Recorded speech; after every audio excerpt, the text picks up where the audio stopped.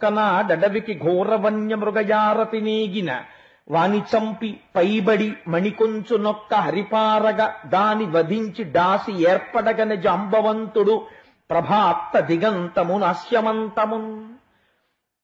అది మెడలో వేసుకుని ప్రసేనుడు ఎంతో సంతోషంగా వేటకి వెళ్లి వేటాడుతున్నాడు. ఒక సింహం చూసింది ఆ మెడలో ఉన్నటువంటి మణిని. దాని కన్నులకు ఆ మణి ఆకర్షణీయంగా కనపడింది. ఇదేదో చాలా బాగుంది, మెరుస్తోంది, దీన్ని తీసుకోవాలి అనుకుంది. ఆ తీసుకోవాలి అనుకున్నటువంటి వస్తువు ఉపయోగపడుతుందా ఉపయోగపడదా జంతువుకు అనవసరం. దాని దృష్టి పడింది అనుకోండి, అది తీసుకుపోతుంది అంతే. దాని దృష్టిలో అదొక మాంసఖండంలా కనపడచ్చు. మీరు చూడండి, సాధారణంగా మనందరికీ ఇబ్బంది ఎక్కడొస్తుందంటే, దేవస్థానాలన్నింటి దగ్గర ఈశ్వరుడు ఎక్కడుంటాడో కోతులు అక్కడ ఉంటాయి. అవి ఎప్పుడు జన్మజన్మాంతర సంబంధం వాటికి. ఈశ్వరుడు ఎక్కడుంటే అక్కడ కూర్చుంటాయి. మీరు సాధారణంగా గుళ్ళోకి వచ్చేవాళ్ళు అరటిపళ్ళు కొబ్బరికాయలు పట్టుకుని వస్తుంటారు. అందుకని అవి వీడి దృష్టిని యామర్చడానికి చెట్లు ఎక్కి కూర్చుంటాయి.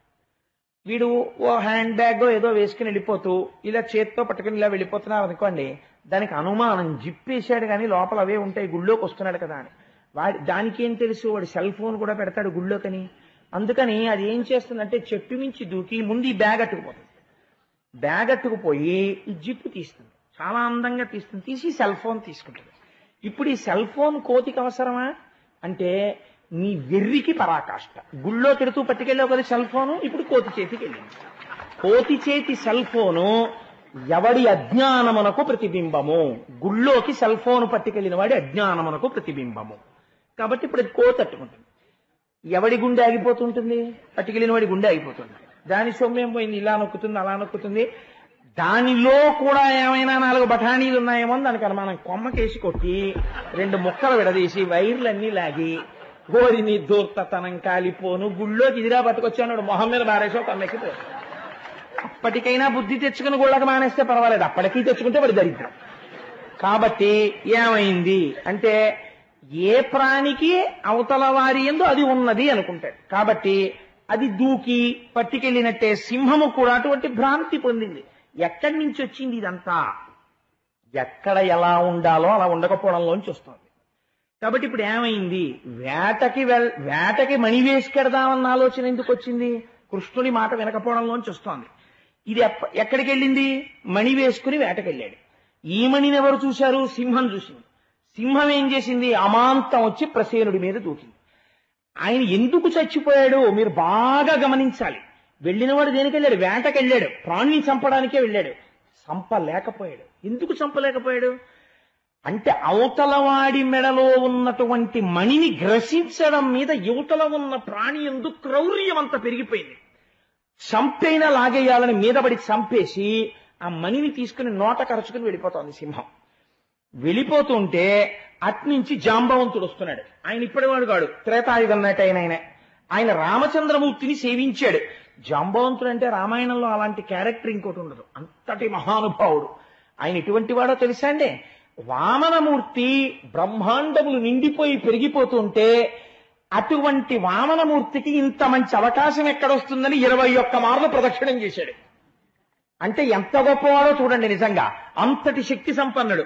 సుందరకాండ దగ్గరికి వచ్చేటప్పటికి ఆయన అన్నాడు, అప్పుడు త్రివిక్రమావతారానికి 21 మార్లు ప్రదక్షిణం చేశాను ఆయ్ హనుమా, ఇప్పుడు మోకాళ్ళ నొప్పులు వెళ్ళలేను, 100 యోజనాలు దాటి నువ్వు వెళ్ళగలవాయ్ అన్నాడు. అంతటి వాడు జాంబవంతుడు. ఆ జాంబవంతుడికో వెర్రి కోరిక పుట్టింది.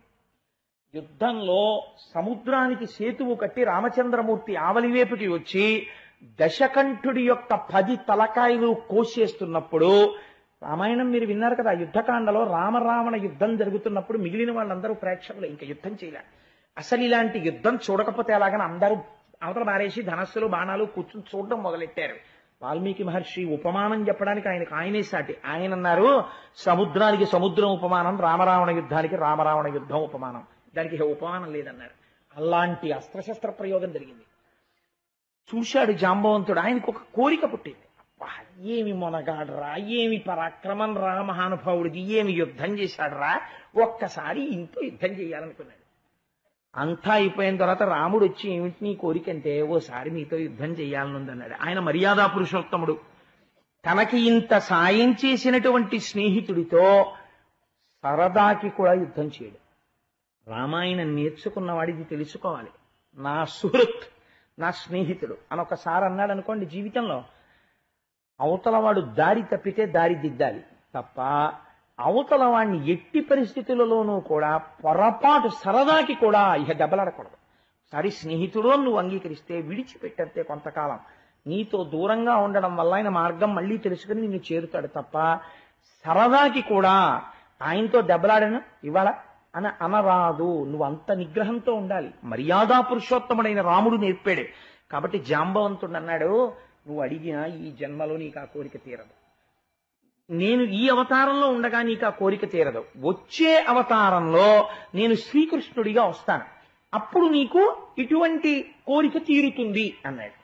ఆ రాముడు కృష్ణుడు అన్నవి రెండు పదార్థముల అంటే నాకు ఇక్కడ ఒక విషయం చెప్పాలనిపిస్తుంది. మనకి కృష్ణకర్ణామృతం అని చెప్పి లీలాశుకుల వారు రచన చేశారు. ఆయన ఒక ఎంత చమత్కారమైనటువంటి శ్లోకాన్ని రచించారంటే ఆయన అన్నారు, విహాయకో దండ శరౌ ముహూర్తం గృహానపాణౌ మణిచారు వేణుం మయూరబర్హంచ నిజోత్తమాంగే సీతాపతే త్వాం ప్రణమామి పశ్చాత్ అన్నారు. ఏ మహానుభావుడైతే చేతిలో కోదండం పట్టుకుని వెనకాతల అక్షయబాణ తూణీరాలు కట్టుకుని ఆ తర్వాత నెమలి పింఛం పెట్టుకుని చేతిలో వేణువు పట్టుకుని ఎన్నో యుద్ధాలు చేశాడు కృష్ణ పరమాత్మ. అప్పుడప్పుడు వేణువు పట్టుకుంటూ పట్టు పీతాంబరం కట్టుకుని ఉంటాడో అలాంటి కృష్ణ భగవాను నేను సీతాపతి అయిన రాముడిగా నమస్కరిస్తున్నాను. అదేమిటయా కృష్ణుడిగానే నమస్కరించచ్చు కదా. ఏ సీతాపతే త్వాం ప్రణమామి పశ్చాత్ వర్ణన కృష్ణుడిది, నమస్కారం సీతాపతి అయిన రాముడికి.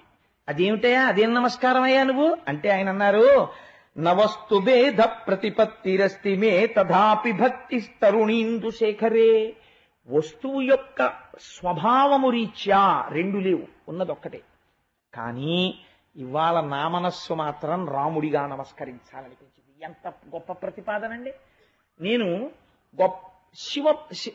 శివుడిగా పరబ్రహ్మాన్ని ఆరాధించడాన్ని నా ఇంట్లో ఇతపూర్వము జన్మించినటువంటి పెద్దలు అనుసరించినటువంటి మార్గము నందున్నవాడను అని అనుకోండి. ఉదాహరణకి చెప్తాను. కాబట్టి నా ఇంటి సింహాసనమునందు పార్వతీ పరమేశ్వరుడు ఆరాధన స్వీకరిస్తారు ప్రతిరోజు. ఒక ఉదాహరణకు అనుకోండి మీరు, నాకు ఒక శనివారం నాడు వెంకటేశ్వరుడి సుప్రభాతం చేసి వెంకటేశ్వర సుప్రభాతానంతరము విష్ణు సహస్రనామ స్తోత్రంతో స్వామిని అర్చన చెయ్యాలి అని నాకు అనిపించింది.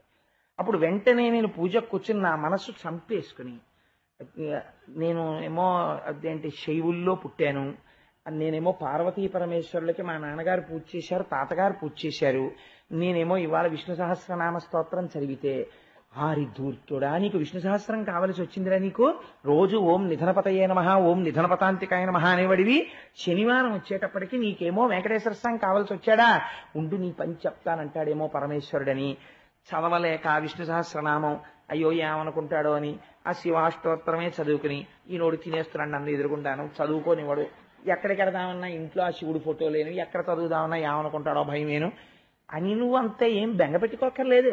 నువ్వు సంధ్యావందనం చేసేటప్పుడు మాతృదేవోభవ పితృదేవోభవ ఆచార్య దేవోభవ అని అన్నీ అయిపోయిన తర్వాత ఆఖరణ చిట్ట చివర ఒక మంత్రం చెప్పేస్తారు.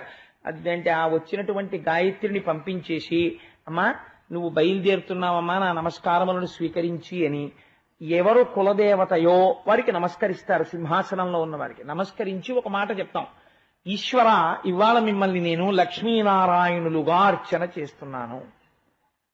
మీరెవరు పార్వతీ పరమేశ్వరులు, నాకు పార్వతీ పరమేశ్వరులు ఇవాళ లక్ష్మీనారాయణులుగా నా పూజ స్వీకరిస్తున్నారు. ఏమి తేడా వచ్చిందండి? ప్రమాదం ఏం లేదు. మీరు ఇలా అనగానే తెల్లగా ఉన్నటువంటి శంకరుడు నల్ల మబ్బులా వెంకటేశ్వరుడిలా కనపడతాడు. కొంచెం నలుపుగా ఉండేటటువంటి పార్వతీదేవి ఎర్రగా లక్ష్మీదేవిలా కటాక్షిస్తుంది. వాళ్లే ఇలా కనపడుతున్నారు. అబ్బో అసలు టక్కన అలా కనపడతారు. ఏం ఆశ్చర్యం! ఇలా అలా రెండు ఒక్క దాంట్లో కనపడుతున్నాయి. ఏం అదృష్టం అనుకుని మీరు చదువుతుంటే శభాష్ ఇలా చూడగలిగాం అని ఈశ్వరుడు సంతోషించిన నాడు నిజంగా మీకు దేవతారాధన అలవాటు అయినట్టు. మీరు అన్నీ అందులో చూడగలగాలి. అంతేకాని ఆయన వేరండి, ఈయన వేరండి, ఆయన గురించి చెప్తే ఈయన దెబ్బలాడతాడండి, ఆయన గురించి చెప్పకండి నాలుకలు కోసేస్తాం అన్నది ఈశ్వరతత్వం ఎందుకు అవుతుందండి? నీకున్న భేదభావాలు ఈశ్వరుడు కూడా పెట్టడం అవుతుంది. కాబట్టి అందుకే మాయ చేత ఆ ఎరుక లేనివారు బహువిధంబుల నిన్ను పేరుకొండ్రు, ఎరుక కలిగిన వారు ఏకచిత్తంబున వివిధ మూర్తులు నీవేయండ్రు అన్నారు పోతన గారు. అజ్ఞానం మాయ పట్టుకున్నంతసేపు వాడికి ఈశ్వరుడు ఏదో ఒక్క దాంట్లోనే కనపడతాడు, మిగిలిన ఈశ్వరుడు కాడు. ఆ మాయ పోతే ఉన్నది ఒక్కటే పదార్థం అనగలుగుతాడు. అందుకని జాంబవంతుడు ఆ రోజున రాముణ్ణి వరం అడిగాడు, కానీ వరం ఎప్పుడు తీరింది? కృష్ణావతారంలో తీరుతోంది. ఎందుకని? వస్తురీత్యా పదార్థం ఒక్కటే. అదే రాముడు కృష్ణుడిగా వచ్చాడు, రాముడిగా ఎందుకు తీర్చాడు? మర్యాదా పురుషోత్తముడిగా ఉన్నాడు, స్నేహితుడితో యుద్ధం చేయడు. ఏమి ధర్మం అండి ఈశ్వరుడిది? ఎక్కడ ప్రవర్తించినా లోకానికి ఒక పాఠం చెప్తాడు ఆయన. అందుకని నిన్ను కృష్ణావతారంలో నీ ముచ్చట తీరుస్తానన్నాడు. ఇప్పుడు ఆ ముచ్చట తీరాలి. కాబట్టి ఇప్పుడు ఏమైంది? ఆ సింహం మణిని పట్టుకుని పోతూ ఉంటే జాంబవంతుడు చూశాడు. చూసి జాంబవంతుడు వెళ్లి సింహంతో యుద్ధం చేశాడు. జాంబవంతుడి బలం ముందు ఓ సింహం ఎక్కడ ఆగుతుంది? సింహాన్ని చంపి జాంబవంతుడు మణిని పట్టుకుని గుహలోకి వెళ్ళిపోయాడు. జాంబవంతుడికి తెలుసు అది తినే పదార్థం కాదు, అది కేవలము ఒక మణి.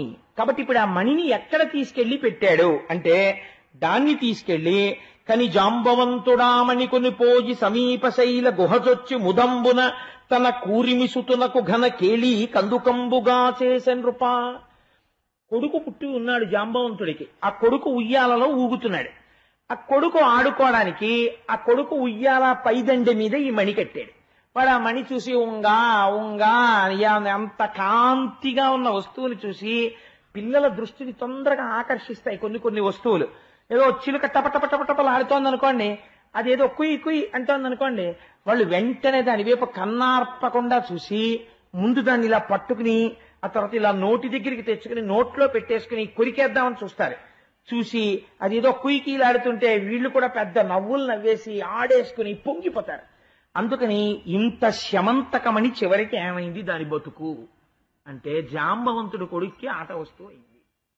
ఎందువల్ల అవుతోంది ఇది రోజు రోజుకి అంటే, ఒకనాడు అడిగిన చోట ఇచ్చుంటే ఇవాళ ఈ పరిస్థితి వచ్చి ఉండేది కాదు. ఆ మణికి వచ్చి ఉండేది కాదు, సత్రాజిత్తుకి వచ్చి ఉండేది కాదు. ఇప్పుడు ఆ మణి ఎక్కడికి వెళ్ళింది? ఒక్క జాంబవంతుడికి తెలుసు. చచ్చిపోయిన సింహం మాట్లాడదు, చచ్చిపోయిన ప్రసేనుడు మాట్లాడదు, చచ్చిపోయిన ఆయన గుర్రం మాట్లాడదు. కాబట్టి ఇప్పుడు ఆ మణి ఎక్కడుందో ఎవరికి తెలుసు? ఒక్క జాంబవంతుడికే తెలుసు. ఇప్పుడు విచిత్రం ఏం జరిగింది అంటే, సాక్ష్యం పోయింది. మణి పోయింది, మణితో సాక్ష్యము పోయింది. ఎవరు పట్టుకెళ్లారు ఎవరికి తెలియదు. ఆయన ఏం తెలివి తక్కువవాడా సత్రాజిత్తు? ఎంతమంది సైన్యాన్నో పంపించాడు, అన్ని దిక్కులా వెతికించాడు. చిత్రం ఏమిటంటే ఆయన కర్మలా ఉంది. అసలు ప్రసేనుడు చచ్చిపోయినటువంటి చోటు కాని గుర్రం కాని కనపడలేదు. కాబట్టి ఆయన ఏమని ప్రచారం చేశాడంటే, నన్ను ఇంతకు ముందు ఈ మణి ఇమ్మని కృష్ణుడు అడిగాడు, నేను ఇవ్వను అంటే అందుకే ఆ రోజున పెద్ద బలవంతం చేయలేదు, పోన్లేండి మీరే ఉంచుకోండి అన్నాడు. మనం ఎలా అయినా కొట్టేయగలం అనుకున్నాడు. అని అప్పటి నుంచి బహుశా ఈ మణిని తస్కరించడానికి ప్రణాళిక వేశాడు.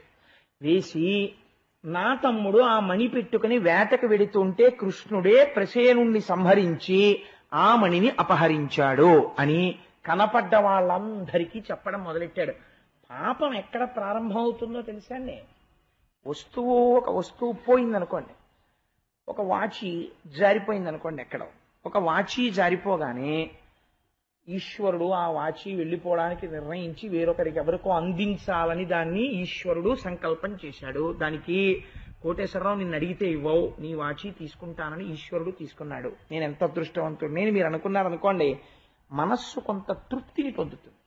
లేకపోతే ఏమవుతుందంటే, వాచి ఎందు తాదాత్మ్యత పొందేశారనుకోండి, నేను అన్వేషించడం తప్పని నేను అంటలేదు, వాచి ఎక్కడ పడిపోయిందని వెతుక్కోవచ్చు, నేను తప్పట్టలేదు.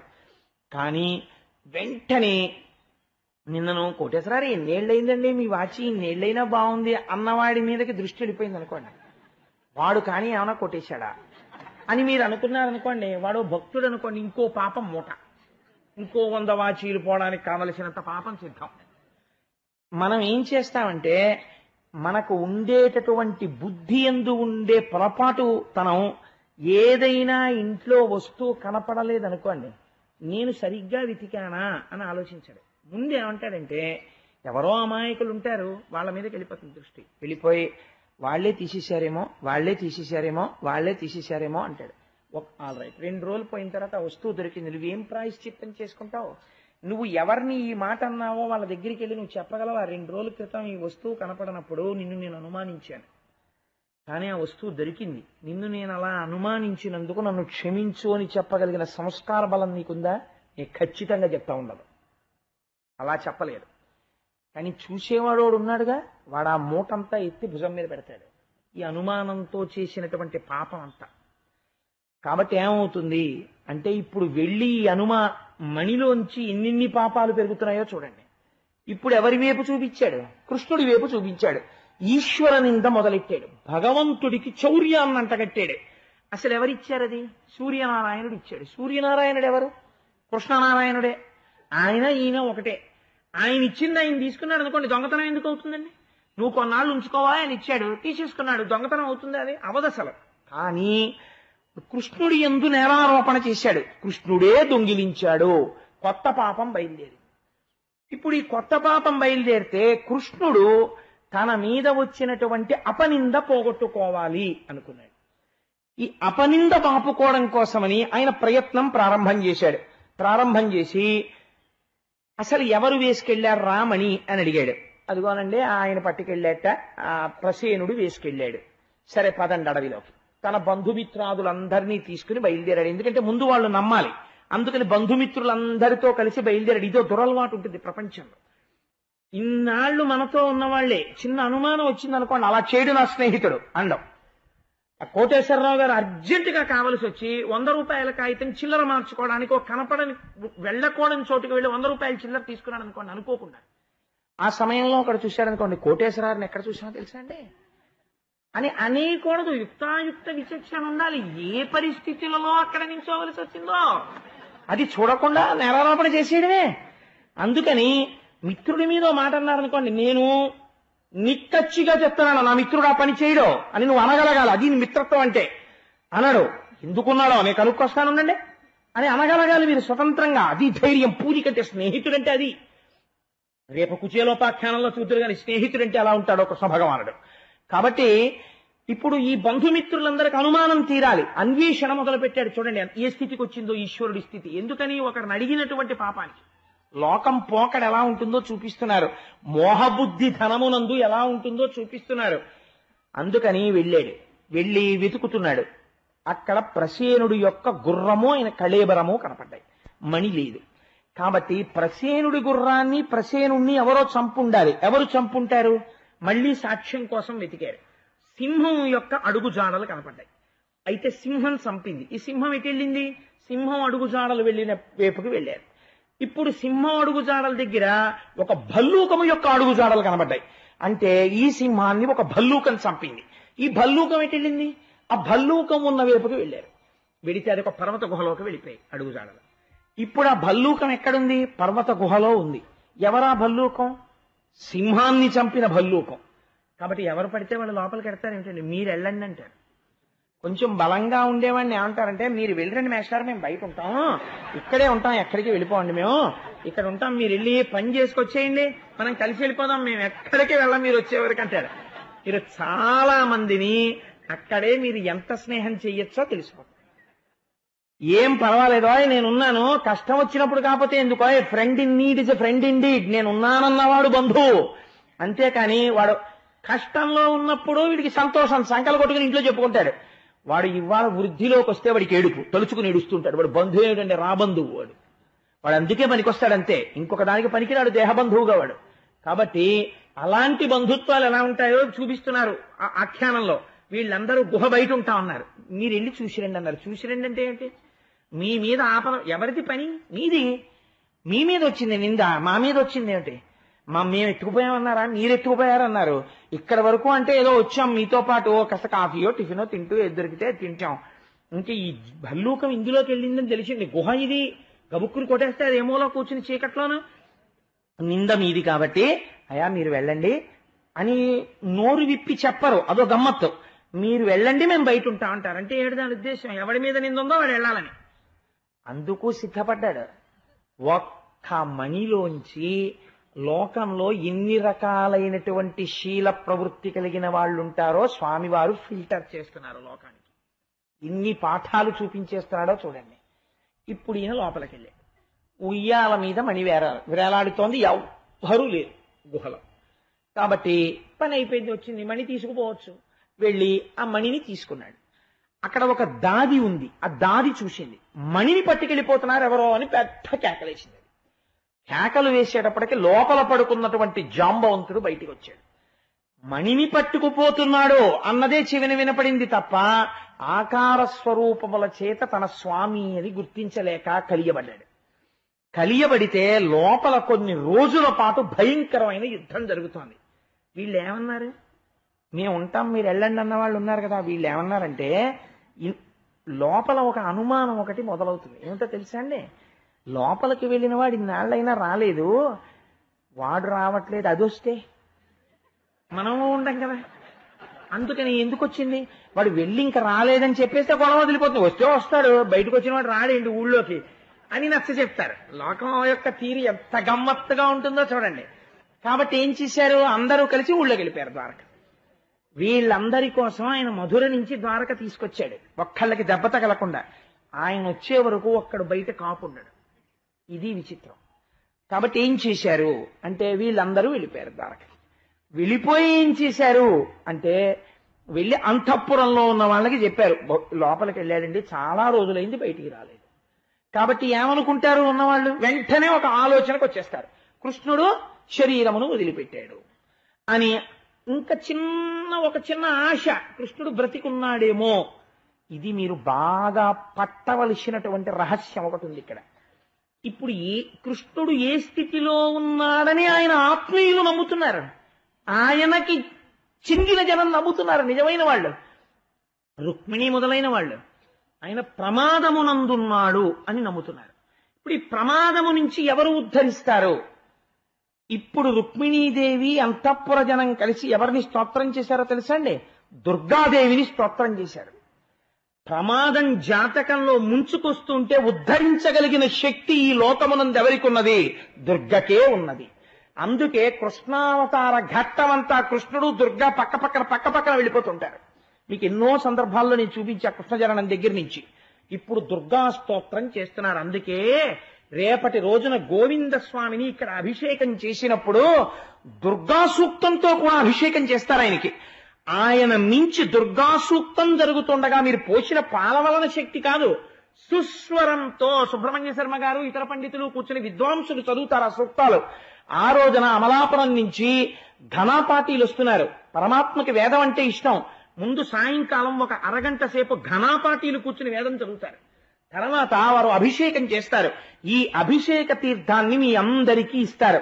ఆ రోజు ఉదయం స్వామి రాగానే నైవేద్యం పెట్టి ఇవ్వడానికి పరమాన్నం కోసమని పాలు, పరమాన్న పదార్థములు, తిండి అని ఎందుకన్నామో తెలుసా అండి? గోవిందుడిగా అభిషేకం చేసినప్పుడు ఇంద్రుడు ఒక్కడే చేయలేదు. కామధేనువు పాలిచ్చింది, ఆకాశగంగ నీళ్లు తెచ్చారు. ఆయనని గోవిందా అని ఎవరో ఒక్కరు పిలిస్తే సరిపోదు. అందుకే అభిషేకం పూర్తయ్యాక తులసితో అర్చన జరుగుతున్నప్పుడు మనందరం కలిసి విష్ణు సహస్రం చెప్తాం. 12వ తారీఖు సాయంకాలం అందరం విష్ణు సహస్రం చెప్తుండగా ఆయన పాదాల మీద తులసి పడుతుంది. ఆయనకి అభిషేకం చేసిన తీర్థం అందరికీ ఇచ్చి పంపిస్తారు. ఆయనతో కలిసి నడిచి వస్తాం ఆ రోజు ఉదయం రథంలో. రథయాత్ర అంటే పరమాత్మతో కలిసి నడుచుట. ఆ రోజున ద్వారకలో ఆయన వెడుతున్నప్పుడు సాత్యకి మొదలైన వాళ్ళు ఎలా వెళ్ళారో అలా మనం కూడా ఒక్కసారి భాగవతం విన్నందుకు కృష్ణుడితో నడుస్తాం ఆ రోజున. దానికి ఒక పరమార్థం ఉండాలి. అందుకని చంద్రశేఖర పరమాచార్య స్వామి వంటి మహాపురుషుడి ఆశీర్వచనంతో ప్రతిష్ఠ జరిగిన మహాగణపతి దేవాలయం నుంచి అయ్యప్ప స్వామి దేవాలయం వరకు కృష్ణ పరమాత్మ రథంతో కలిసి వస్తాం. వచ్చి ప్రసాదం పుచ్చుకుని ఇంటికెళ్ళి సాయంకాలం వచ్చి మళ్ళీ అభిషేకం చూస్తాం. రూపాయి ఎవరు కట్టక్కర్లేదు. ఏమైనా ఇస్తే ఆ పాయసానికి పాలు అవి తీసుకొచ్చి ఉదయం 6 గంటలకు ఇవ్వడమే. నేను ఎందుకు ఈ విషయం మనవి చేశానంటే, ఇప్పుడు ప్రమాదము నుంచి ఎవరు గట్టెక్కించారు అంటే దుర్గమ్మని స్తోత్రం చెయ్యగానే ఆవిడ మాట్లాడింది. ఏమని మాట్లాడింది అంటే, కృష్ణుడు ప్రమాదమునందు లేడు, కృష్ణుడు వచ్చేస్తాడు, మీ అందరికీ త్వరలోనే ఆయన దర్శనం అవుతుంది, తొందరపడవద్దు అని చెప్పింది. ఆర్తి ఇక్కడుండి ప్రార్థన చేస్తే భగవంతుడు ఏదో ఒక రూపంతో పలికి తీరుతాడు. ఇప్పుడు ఈ మాట విని అంతఃపురంలో ఉన్న వాళ్ళందరూ సంతోషిస్తున్నారు. యుద్ధం చేశాడు డస్సిపోయి ఒంటిలోంచి రక్తం కారుతుండగా క్రింద పడిపోయాడు జాంబవంతుడు. ఇప్పుడు పడిపోయిన తర్వాత ఇంతటి నన్ను ఓడించిన వాడెవరు అని చూశాడు. ఇప్పుడు జ్ఞాపకానికి వచ్చింది, త్రేతాయుగంలో ఏ మహానుభావుడు, ఒక యుగం అయిపోయిందండి అప్పటికి, ఆ త్రేతాయుగంలో ఏ మహానుభావుణ్ణి మేమందరం సేవించక సముద్రమంతటిది దారిచ్చిందో, కోదండానికి బాణం సంధిస్తే ఎవరు లంకాపట్టణాన్ని చేరి అరివీర భయంకరుడై 10 తలల దశకంఠుణ్ణి పరిమార్చాడో ఆ మహానుభావుడు నాకు వరమిచ్చాడు కృష్ణావతారంలో కోరిక తీరుస్తానని. ఆ కృష్ణుడు ఆ రాముడు ఒక్కడే. నన్ను కన్న తండ్రి, నీతో కలిసి ఆ రోజు తిరిగాను, నా ముచ్చట ఇవాళ తీర్చావు, ఏమి సంతోషం అని ఆయన పాదాల మీద పడి స్తోత్రం చేశాడు. రామా, ఇవాళ కృష్ణుడిగా దర్శనమిచ్చావా నాకు అని.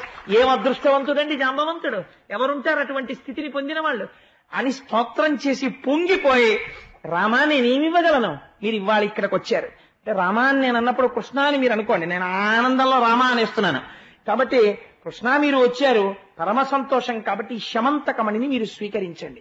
ఈ మణితో పాటు నాకు ఒక కుమార్తె ఉన్నది జాంబవతి అని, ఆ కుమార్తెని కూడా మీరు స్వీకరించి పాణిగ్రహణం చెయ్యండి, కృష్ణ పరమాత్మకి మామగారినయ్యాను అని సంతోషిస్తానని జాంబవతినిచ్చి వివాహం చేసి శమంతకమణినిచ్చి పంపించారు. పంపిస్తే ఇప్పుడు ఒక మణి కోసం వెళ్ళిన వాడు 2 మణులతో తిరిగి వచ్చాడు. ఒకరు కన్యామణి, ఒకరు శమంతకమణి, రెండూ పట్టుకుని ఇంటికి వచ్చాడు. ఇంటికొచ్చి బలరాముడు మొదలైన వాళ్ళందరితో సభ చేసి ఆ సత్రాజిత్తుని పిలిచి అందరూ చూస్తుండగా అక్కడ తీసుకొచ్చి, నేను అపహరించాను, నేను తీసుకెళ్లానని ఆ రోజున అన్నావు, ఇదిగో జాంబవంతుడు తీసుకెళ్లాడు, ఆ మణి ఆ రోజున అలా వెళ్ళిపోయింది, ఇదిగో ఈ మణి తీసేసుకో అని సత్రాజిత్తుకి శమంతకమణినిచ్చి పంపించేశాడు. విచిత్రం ఏమిటో తెలుసా అండి, ఇచ్చి పంపుతున్నప్పుడు అయ్య బాబోయ్ మీరే ఉంచుకోండని అనలేదు సత్రాజిత్. చక్కగా పట్టుకుని ఇంటికి వెళ్ళిపోయిన కొన్నాళ్లకి కనపడ్డ వాళ్ళందరూ ఓ మాట మొదలెట్టారు.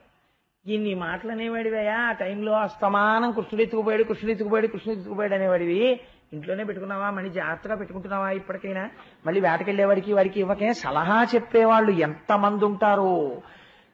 అసలు ముందు అన్నిటికన్నా ఇబ్బంది ఎందుకు వస్తుందో తెలుసా అండి, అనారోగ్యం వస్తే అనారోగ్యం వల్ల ఇబ్బంది కాదు, సలహా చెప్పేవాళ్ళ వల్ల ఇబ్బంది. అసలు ఇప్పుడైతే ప్రపంచంలో ఇంకా కొత్త ఇబ్బందులు కూడా వచ్చేసాయి. ఎవడైనా నేరకపోయి హాస్పిటల్కి వెళ్ళాడో బయట ఎన్ని రకాలైన విచిత్రమైనటువంటి విషయాలు. అసలు ఆ వెళ్ళినటువంటి వాడి విశ్వాసాన్ని ఆ అవకాశాన్ని ఆసరా తీసుకుని విశ్వాసాన్ని దెబ్బ కొట్టేవాళ్ళు కూడా ఉంటారు. అంతంత విచిత్రమైనవి. అలా చెయ్యొచ్చా చేయకూడదా అన్న యుక్తాయుక్త విచక్షణ కూడా పోయింది ప్రపంచంలో. ఆ స్థితికి వచ్చేసింది ఇవాళ. కాబట్టి మీరు ప్రాజ్ఞులు గ్రహించే ఉంటారు. కాబట్టి ఆ మహానుభావుడు అనారోగ్యం వస్తే సలహా చెప్పేవాడు ఉంటాడు, ఆపద గట్టెక్కిన తర్వాత ఈ మాట మీరు అలా చేయకండి అని చెప్పేవాళ్ళు చాలా మంది ఉంటారు, గజేంద్రుడికి షేక్ హ్యాండ్ ఇచ్చిన ఏనుగుల్లాగా. కాబట్టి వీళ్ళందరూ ఏం చేశారు అంటే గబగబా వచ్చి సలహాలు మొదలెట్టారు. ఈ మాట వేటకి వెళ్ళినప్పుడు మీ తమ్ముడని వాడని వీడని మణులేకండి, ఎంత పాపం మూట కట్టుకున్నారో, మహానుభావుడు పుట్టినప్పటి నుంచి పూతన్ని చంపాడు, శకటాసురుడిని చంపాడు, ఆయన కర్మ మీ మణి ఆయనకి ఎందుకు వచ్చిందండి అని ఇంతమంది చెప్పగా ఒక పశ్చాత్తాపం బయలుదేరింది సత్రాజిత్తుకి. పశ్చాత్తాపంతో ఒక చిత్రమైన మాట అన్నాడు, మితభాషిత్వము మానియే లహరపై మిథ్యాభియోగంబు చేసితి. ఈ పద్యాలండి బాగా చదివి బాగా అర్థం చేసుకోవాలి. మితభాషిత్వము మాని, తొందరబడి మాట్లాడేశాను ఇంట్లో వస్తూ కనపడకపోగానే. ఆనాడు ఎందుకు నిగ్రహించుకోలేకపోయాను ఆ మణి దొరికే వరకు. మితభాషిత్వము మాని ఏల హరిపై మిథ్యాభియోగంబు చేసితి. కృష్ణుడు ఎత్తుకుపోయాడు అని అనవసరంగా అన్నానే, పాపం ఆయన మీద నేరం పెట్టానే. పాపాత్ముడా, అర్ధలోభుడను, దుశ్చిత్తుండా, మత్తుండా, దుర్మతి, ఈ దేహము కాల్చనే. ఏ స్థితికి వచ్చాడో చూడండి. ఏ మణిని ఇవ్వనన్నాడో ఆయన ఏమంటున్నాడంటే, నా అంత అర్ధలోభుడు ఎక్కడుంటాడు? అంత కష్టపడి మణి తెచ్చి నాకు ఇచ్చేశాడు.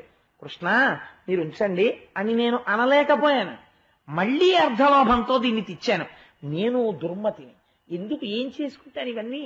ఆఖరికి బంగారం అంతా ఆ ప్రసేనుడు వెళ్ళిపోయినట్టు వెళ్ళిపోయినాడు. ఏం చేస్తుంది ఈ బంగారం నన్ను? ఎందుకు ఈ దేహం, ఎందుకు ఈ తాపత్రయం? కాల్చని, దీన్ని కాల్చడానికి ఆ పనికొచ్చేది.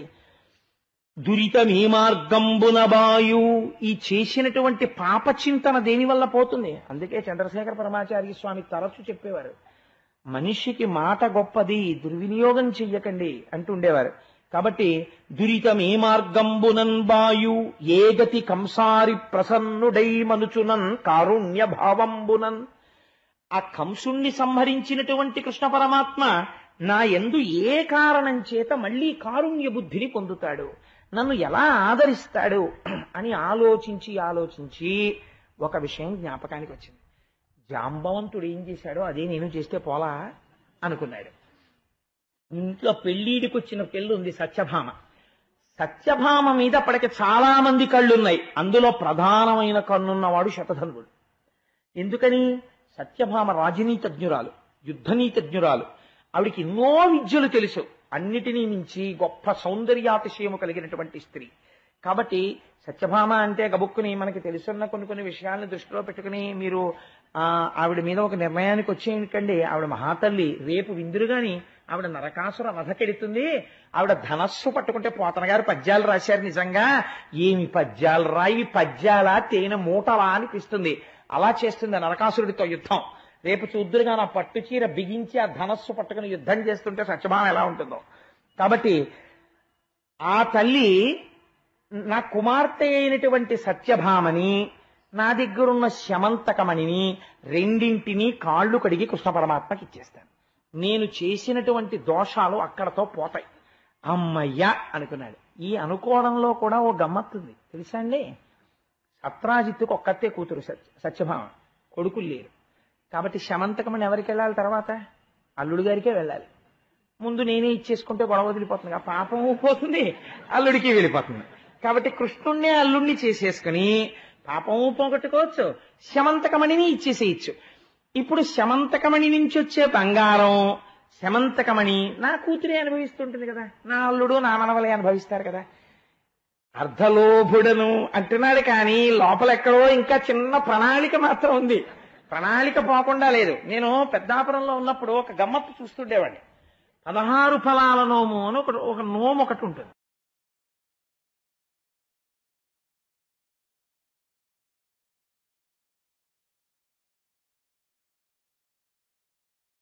ఎక్కడో ఒక మహానుభావుడు నిజంగా 16 ఫలాల నోము చేయిద్దామని చెప్పి భార్యకి అదేదో అమ్మవారి ఊరు నూకాలమ్మ తల్లి జాతర ప్రతి సంవత్సరం వెడుతుంటాను నేను.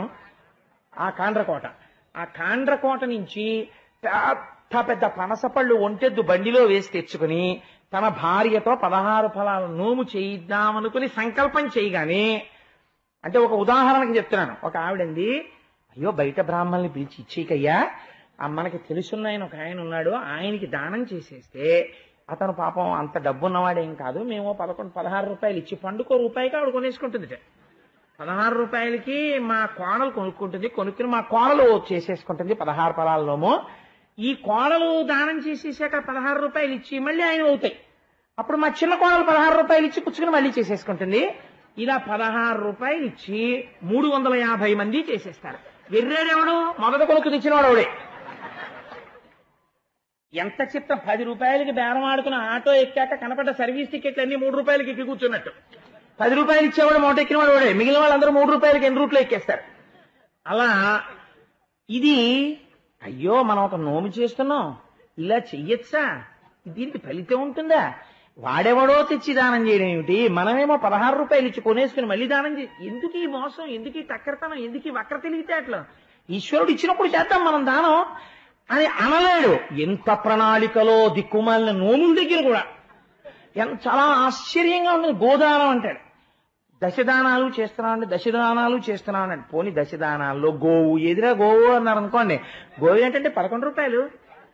11 రూపాయలకి ఆవు తోకలో వెంట్రుక పట్టదు. కానీ వీడు 11 రూపాయలతో ఆవును దానం చేస్తాట. వీడికి 1 కోటి రూపాయలు ఇచ్చిన నాన్నగారు ఆ ఆవుతో కట్టుకుని వైతరిని దాటేట. ఎవరు నమ్మమన్నాడు ఈ కొడుకుని? ఉన్నప్పుడు చేసుకోక గోదానం హాయిగాను, చేసుకోకపోతే ఇదిగో ఇలాగే ఉంటాయి ఈ వెర్రి తెలివితేటలు. అక్కడి నుంచి బయలుదేరాయి. సత్రాజిత్తు దగ్గర కూడా ఈ ప్రణాళిక ఎక్కడో ఉంది. ఈ మాట కృష్ణుడు బయటెట్టాడు ఒక స్థితిలో. కాబట్టి ఏమైంది అంటే తాను చేసుకున్నది ఏదో తనకి దక్కుతుంది. ఆ తర్వాత ఎవడో చేస్తాడనుకున్నది వాడు చేశాడో చేయలేదో ఎవడికి తెలుసు. కాబట్టి అందుకని మణిని పిల్లని కూడా ఇచ్చేస్తాను అన్నాడు. అని ఆయన దగ్గరికి వెళ్ళి కృష్ణ పరమాత్మకి ఒక మాట చెప్పాడు. మణిని కూతునిచ్చి మాధవు పదముల పట్టుకొంటి నేని బ్రతుకు కలదు, సంతసించునతుడు సదపాయమగునిది సత్యమితర వృత్తి చక్కబడదు. ఆయన కాళ్ళు పట్టుకుని కన్యాదానం స్వీకరించవయ్యా, మణిదానం స్వీకరించవయ్యా అని నేను గట్టిగా కాళ్ళు అట్టుకుంటే తప్పకుండా ఒప్పుకుంటాడు. కన్యాదానం చేస్తూ ఈ మణి కూడా ఇచ్చేస్తాను.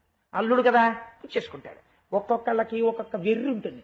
మేమేమిచ్చినా పుచ్చుకుంటాడు అల్లుడు అనుకుంటాడు. అల్లుడికి చాలా సంస్కృతి సంప్రదాయం ఉన్నవాడు, అలా పుచ్చుకునే వెర్రేడేం గాడు వాడని తెలియదు వాళ్ళకి. తెలియక దేనికోసం అర్రులు చచ్చేవాడు అల్లుడు అనుకుంటుంటారు. కాబట్టి ఆ వచ్చినటువంటి వాడికి శమంతకమణిని కూడా ఇస్తే పుచ్చేసుకుంటాడు అనుకున్నాడు ఆయన. ఆయన పరమాత్మ, ఆయనకి అలా ఈయన బుద్ధి ఆయన కనిపెట్టగలడని తెలుసుకోలేకపోతున్నాడు సత్రాజిత్ ఇంకా. కాబట్టి ఏం చేశాడు? మనపూర్వకంగా ఇచ్చినదైతే ఎందుకు పుచ్చుకోడండి? సత్యభామని పుచ్చుకున్నవాడు శమంతకమణిని పుచ్చుకోడు. ఆయన అన్నాడు, తీరా కన్యాదానం చేసేటప్పుడు కాళ్ళు కడిగించుకుని పిల్లమెళ్ళలో తాళి కట్టేశాక పెద్ద పెట్టోటి తీసి పట్టుకొచ్చి అల్లుడు గారు పుచ్చుకోండి అన్నాడు. నీ ఆలోచన నాకు తెలుసు అనుకుని కృష్ణుడు అన్నాడు, మణి ఇచ్చినాడు వాసరమణి నీకును మాకు కలవు మణులు, కుమారీమణి చాలునంచు కృష్ణుడు మణి సత్రాజిత్తునకు మరలగనిచ్చెన్. ఆయన అన్నాడు, మణులు నీకు ఉన్నాయి మాకు ఉన్నాయి. ఇంతకు ముందోసారి అడిగాను, నువ్వు చెప్పావు చాలే అనుకుని మనసులో. ఇప్పుడు నువ్వు పట్టుకొచ్చి మాకు ఇస్తానన్నమణి కన్యామణి ఆమెని స్వీకరించాం. ఇలాంటి మణులు మీకు ఉన్నాయి మాకు ఉన్నాయి, మాకు అక్కర్లేదండి, మణి మీరు ఉంచుకోండి అని ఇచ్చేసాడు. ఇప్పుడు నేరకపోయి పుచ్చుకుని ఒక్కసారి ఇవ్వనందుకు ఎంత బరువు అయి కూర్చుందో చూడండి. అది ఇక్కడ శుద్ధితో లేనప్పుడు మళ్ళీ వెంటబడ్డా ఈశ్వరుడు పుచ్చుకోవట్లేదు. ఇక్కడ శుద్ధితో ఒక తృణం ఇలా ఇస్తే, అందుకే అంటాడు ఆయన, ఒక్క చిన్న క్లాసు పెట్టాడు భగవద్గీతలో, నువ్వేమిస్తావురా నాకు, నీ బుర్రా యావదావర్తతే చక్రం యావతీ చ వసుంధరా తావత్వమిహ సర్వత్వం స్వామిత్వం అనువర్తయ. సూర్యచంద్రులున్నంత కాలం ఈ బ్రహ్మాండములన్నీ నావి. నేను సృష్టించిన ఐశ్వర్యం నా కటాక్షం లేకపోతే బియ్యం గింజల్లోంచి వరి మొక్క ఎక్కడి నుంచి వచ్చిందిరా? నేనే ఇస్తే నువ్వు తిన్నావా? నువ్వు పెడితే నేను తిన్నానా? అయినా తింటా నువ్వు పెడితే. పత్రం పుష్పం ఫలం తోయం యోమే భక్త్యా ప్రయచ్చతి. ఓ చిన్న మాట పక్కనెట్టాడు. నేను దరిద్రుడనై నీ దగ్గర పుచ్చుకోను. పత్రం ఒక ఆకి తీసుకుంటాను, పుష్పం ఒక తుమ్మి పువ్వు ఇలా పుచ్చుకుంటాను, ఫలం ఒక్క పండి శబరి అయిపోతావు, తోయం ఇన్ని నీళ్లు పోయి పరమపదాన్ని ఇచ్చేస్తాను. కానీ ఒక్కటి మాత్రం ఉండాలి, యోమే భక్త్యా ప్రయచ్చతి. ఈశ్వర, ఇది నువ్వు నాకిచ్చింది నీకిస్తున్నాను, నేను నీకివ్వట్లేదని ఇలా వంచి తవయి పొంగిపోతాను. ఇలా ఎత్తి నేనిస్తున్నానని ఇస్తే ఓరి నాయనోయ్ ఎంత అల్లర్రోయ్ అనుకోవలసి వస్తుంది నేనంటాడు పరమాత్మ. శివుని శిరమున కాసిన్ని నీళ్లు చల్లి పత్తిరి సుమంతనెవ్వాడు పారవయిచ్చు, కామధేనువు వానింటి కాడి పశువు అల్ల సురశాఖ వానింటి మల్లె చెట్టు అంటారు. పరమశివుడి తల మీద ఇన్ని నీళ్లు చుక్కలు ఇలా చల్లి, వాడు అభిషేకం చేయలేదు, చల్లెట్టిలాగా ఇలా వెళ్ళిపోతూ బాగా చెప్పారండి. వాటర్ బాటిల్లో నీళ్ళు ఇలా చల్లారనుకోండి, ఏమిటండి ఆ పనుల అనం. శివుట ఇలా నీళ్లు చల్లేట టైం లేదా అభిషేకం చేయడానికి. ఇంకోటి ఇలా ఆకోటి కోసి ఇలా పారేసేట. ఆహాహా, ఏమి పూజ చేసి ఎంత ఎంత ప్రీతిరా, నీళ్ళు ఇలా తీసుకుని ఇలా చల్లావా నా మీద, ఎంత భక్తిరా. అంటే నిజంగా భక్తితో చల్లిన వాడికిట ఒరే నేను నీకేమి ఇవ్వగలనరా అని కామధేనువుని తెచ్చి వాడి పెరట్లో కట్టేసి వెళ్ళిపోయాడు. ఇది ఈశ్వరుడు యొక్క లొంగుబాటు. రేపు కుచేలోపాఖ్యానంలో చూద్దురు గాని అసలు ఈశ్వరుడంటే దేనికి లొంగుతాడో, ఎటువంటి వాడికి లొంగుతాడో కుచేలోపాఖ్యానంలో చూద్దురు గాని. సరే, అందుచేత మీకు మణులున్నాయి మాకు మణులున్నాయి, వద్దులేండి కన్యామణిని ఇచ్చారు కదా తీసుకుంటాం, ఈ స్యమంతకమణిని మీరు పట్టుకెళ్ళిపోండి మామయ్య గారు అన్నాడు. వీడు మళ్ళీ పెట్టులో పెట్టుకుని తెచ్చేసుకుని ఇంట్లో పెట్టుకున్నాడు. కొన్నాళ్ళు అయిపోయింది. అయిపోయిన తర్వాత ఎన్ని విచిత్రాలండి! ఒక్క శమంతకోపాఖ్యానం ఎన్ని మలుపులు తిరిగిపోయిందో. కృష్ణ పరమాత్మ ఇంద్రప్రస్థానికి వెళ్ళారు. ధర్మరాజాదులని ఒకసారి చూసొద్దామని. ఎందుకు ఎడతారు అస్తమానం ఇంద్రప్రస్థానికి అంటే, వాళ్ళు ఎప్పుడూ కృష్ణుణ్ణే తలుచుకుంటుంటారు. అందుకని అస్తమానం ఇంద్రప్రస్థానికి ఎడతారు. ఎక్కడ ఈశ్వరుణ్ణి మనసారా తలుచుకుంటున్నామో అక్కడికి అస్తమానం ఈశ్వరుడు అక్కడే కూర్చుని ఉంటాడు. లక్ష్మీదేవి కూడా ఏమిటండి కూర్చోవడం, ఇంటికి రండి అని బతిమాలాలు తప్ప ఆయన రాడు. అందుకని ఏమైంది అంటే ఇంద్రప్రస్థానికి వెళ్ళిపోయి ఆ పాండురాజు మొదలైన వాళ్ళతో సంతోషంగా గడుపుతున్నాడు. ఈలోగా ఒక విచిత్రమైనటువంటి స్థితి ఏర్పడింది.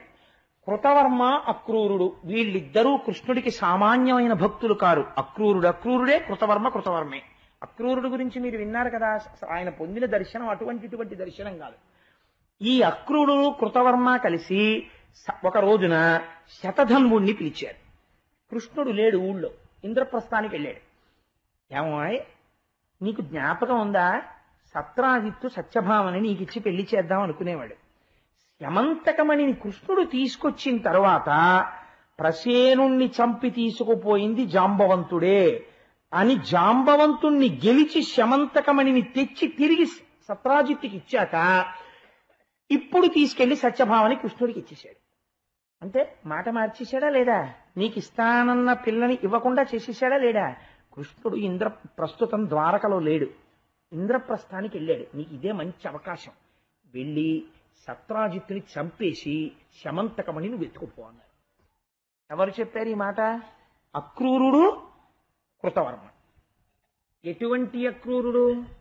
అంతటి మహాభాగవతుడు ఈ మాట చెప్పాడు. రాసేటప్పుడు వ్యాసుడు కాని పోతన కాని నిర్మోహమాటం, జరిగింది జరిగినట్టే రాసేస్తారు. అక్రూరుడు కదా ఇలా రాస్తే బాగుంటుందా అని ఇలా ఏం వేళ్లు విరుచుకోరు గంటాలు పక్కనెట్టి. ఇప్పుడు అక్రూరుడి మాట నమ్మి ఉన్నవాడు ఉన్న పలంగా శతధన్వుడు సత్రాజిత్ అంతఃపురానికి వెళ్ళాడు. సత్రాజిత్తు గాఢ నిద్రలో ఉన్నాడు. నిద్రపోతున్నవాణ్ణి చంపకూడదు అన్న నియమం కూడా పాటించకుండా ఆ నిద్రపోతున్న వాడి కుత్తుకు కోసేస్తుంటే వాడు పెద్ద కేకలేశాడు పాపం సత్రాజిత్తు. ఆ కేకలు వేస్తుంటే అంతఃపురకాంతలందరూ పరిగెత్తుకొచ్చారు. అయ్యో అయ్యో అయ్యో అలా చంపకని. చంపేసి పూజామందిరంలోకి వెళ్ళి శమంతకమణికి గుర్రం ఎక్కి పారిపోయాడు శతధన్వుడు. పారిపోయి ఎవరి దగ్గరికి వచ్చాడు? ముందు కృతవర్మ దగ్గరికి వచ్చాడు. వచ్చి నువ్వు చెప్పినట్టే చంపేశాను సత్రాజిత్తుని, ఇప్పుడు ఏం చెయ్యను అన్నాడు. అంటే ఇప్పుడు మన ఇద్దరం కలిసి ఏం చేద్దాం తర్వాత, నువ్వు చెప్పావు కదా నేను చేసేసానన్నాడు. ఇప్పుడు ఏం చెయ్యాలో సలహా చెప్పు, నాకు ఉపకారం చేయను అంటే కృతవర్మ అన్నాడు, అక్కట రామకృష్ణులు మహాత్ములు వారలకెగ్గుసేయగా ఇక్కడ ఎవ్వడోపు వినుమేర్పడ కంసుడు బంధుయుక్తుడై చిక్కడే మున్ను మాగధుడు సేనలతో 17 తోయముల్ దిక్కుల పారడే మనకు దృష్టము వారల లవు వింతయే అన్నాడు.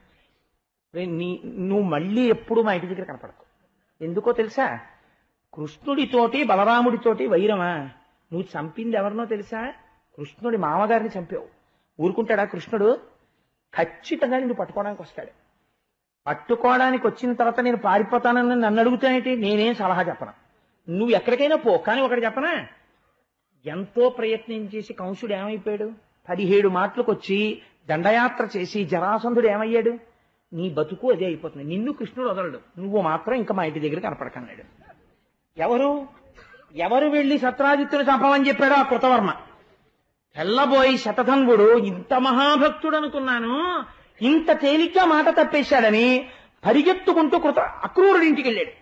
అక్రూరా ఆ సత్రాజిత్తుని చంపేశాను, శమంతకమణిని తీసుకొచ్చాను, నీ ఇంట్లో శమంతకమణి పెట్టుకో, అది బంగారం పెడుతుంది, నువ్వు ఉంచుకో, నేను మన ఇద్దరం కలిసి పారిపోదాం ఎక్కడికైనా, నాకు ఏదైనా మార్గం చెప్పు కృష్ణుడికి దొరకకుండా అన్నాడు. అంటే అక్రూరుడు అన్నాడు, ఎవ్వడు విశ్వంబునెల్ల సలీలుడై పుట్టించు రక్షించు బులియచేయు ఎవ్వని చేష్టల ఎరుగరు బ్రహ్మాదులెవ్వని మాయ మోహించు భువనము ఏడేండ్ల పాపడై ఏ విభుడొక చేత గోరక్షణమునుకనై కొండనెత్తే ఎవ్వడు కూటస్థుడీశ్వరుడు అద్భుత కర్ముడనంతుండు కర్మసాక్షి అట్టి ఘనునకు శౌరికి అనవరతము మృక్యదముగాక విద్వేషమునకు మేము వెరతము ఎల్లము నీ ఒండు వెంట పొమ్ము చాలు 10,000 వచ్చే సఖ్యమునను. ఆయన అన్నాడు, నీకు నీ స్నేహానికి నా స్నేహానికి 10,000 సంవత్సరాలు ఉన్నట్టేరా బాబు, ఇంకా నీతో నాకేమి పని లేదు. ఎందుకో తెలుసా, ఏ మహానుభావుడు లోకాల్ని పుట్టిస్తున్నాడో, లోకాల్ని నిలబెడుతున్నాడో, లోకాల్ని లయం చేస్తున్నాడో, ఏ మహానుభావుడు 7 సంవత్సరాల వయస్సులో కొండనెత్తి 7 రోజులు మోశాడో, ఏ మహానుభావుడు కూటస్థుడో ఈశ్వరుడో అద్భుతమైనటువంటి కర్మములు కలిగినటువంటి వాడో, అటువంటి కృష్ణ పరమాత్మతో వైరం పెట్టుకుని పారిపోతావా? ఎక్కడికి పారిపోతావు? నువ్వు ఇంకెప్పుడూ నా జోలికి రాకు, నీలాంటి వాడితో స్నేహం నాకు అక్కర్లేదు. కృష్ణుడి మామగారిని చంపి నా ఇంటికి వచ్చావా, వచ్చినందుకు నీతో పాటు నన్ను కూడా అంత కాలుస్తాడు, ఇంకెప్పుడు నా దగ్గర కనపడక అవతల బాగున్నాడు. పైగా నీ స్నేహానికి నా స్నేహానికి 10,000 మెరుగులే, వెళ్ళిరా అన్నాడు. అంటే తెల్లబోయి ఇదెక్కడ గొడవని, ఇప్పుడు ఆ శమంతకమని ఒక పెద్ద బరువు, ఇప్పుడు అది దగ్గరుందంటే దానిలోంచి ప్రకాశం వస్తుంది. ఎవడు కనిపెడతాడో అని, పోనీ శమంతకమని నీ ఇంట్లో పెట్టుకోమని దాన్ని అక్రూరుడి ఇంట్లో పారేసి వీడు గుర్రం ఎక్కి పారిపోయాడు శతధన్వుడు. ఈలోగా చచ్చిపోయినటువంటి సత్రాజిత్తుకి కొడుకులు లేరు, సత్యభామం ఒక్కతే కూతురు. అందుకని ఆవిడ తండ్రి యొక్క పార్థివ శరీరాన్ని చూడడానికి వెళ్ళింది. అంతఃపుర కాంతలందరూ తల్లులు చెప్పారు, శతధన్వుడే చంపేశాడమ్మా నీ తండ్రిని అని. ఇప్పుడు ఎవరు చెయ్యాలి అంత్యక్రియలు? దౌహిత్రులు చెయ్యాలి, తన కొడుకులు చెయ్యాలి. అందుకని అల్లుడు గారు రావాలి. కాబట్టి ఇప్పుడు ఈ శరీరాన్ని తీసుకెళ్లి తైలద్రోణిలో పెట్టారు. ఎందుకని? కృష్ణుడు రావాలి. అందుకని ఇంద్రప్రస్థానికి కబురు చేశారు. కబురు చేస్తే మహానుభావుడు కృష్ణుడు గబగబా వచ్చాడు. వచ్చి ఈ తైలద్రోణిలో ఉన్నటువంటి శరీరానికి అంత్యేష్టి సంస్కారం చేసేశారు. దేనివల్ల చచ్చిపోయాడు? ఆఖరికి ఆ శమంతకమణికే చచ్చిపోయాడు. చనిపోతే అంత్యక్రియలు చేసేసి కృష్ణ పరమాత్మ ఎవరు చంపారు వీణ్ణిలాగా అని అడిగారు. అడిగితే అదిగో ఆ శతధన్వుడు చంపేశాడు అన్నాడు. ఆ శతధన్వుడు ఎక్కడున్నా పట్టుకుని చంపేస్తానని ప్రతిజ్ఞ చేసి కృష్ణుడు గుర్రం మీద బయలుదేరాడు. బలరాముడు బయలుదేరాడు.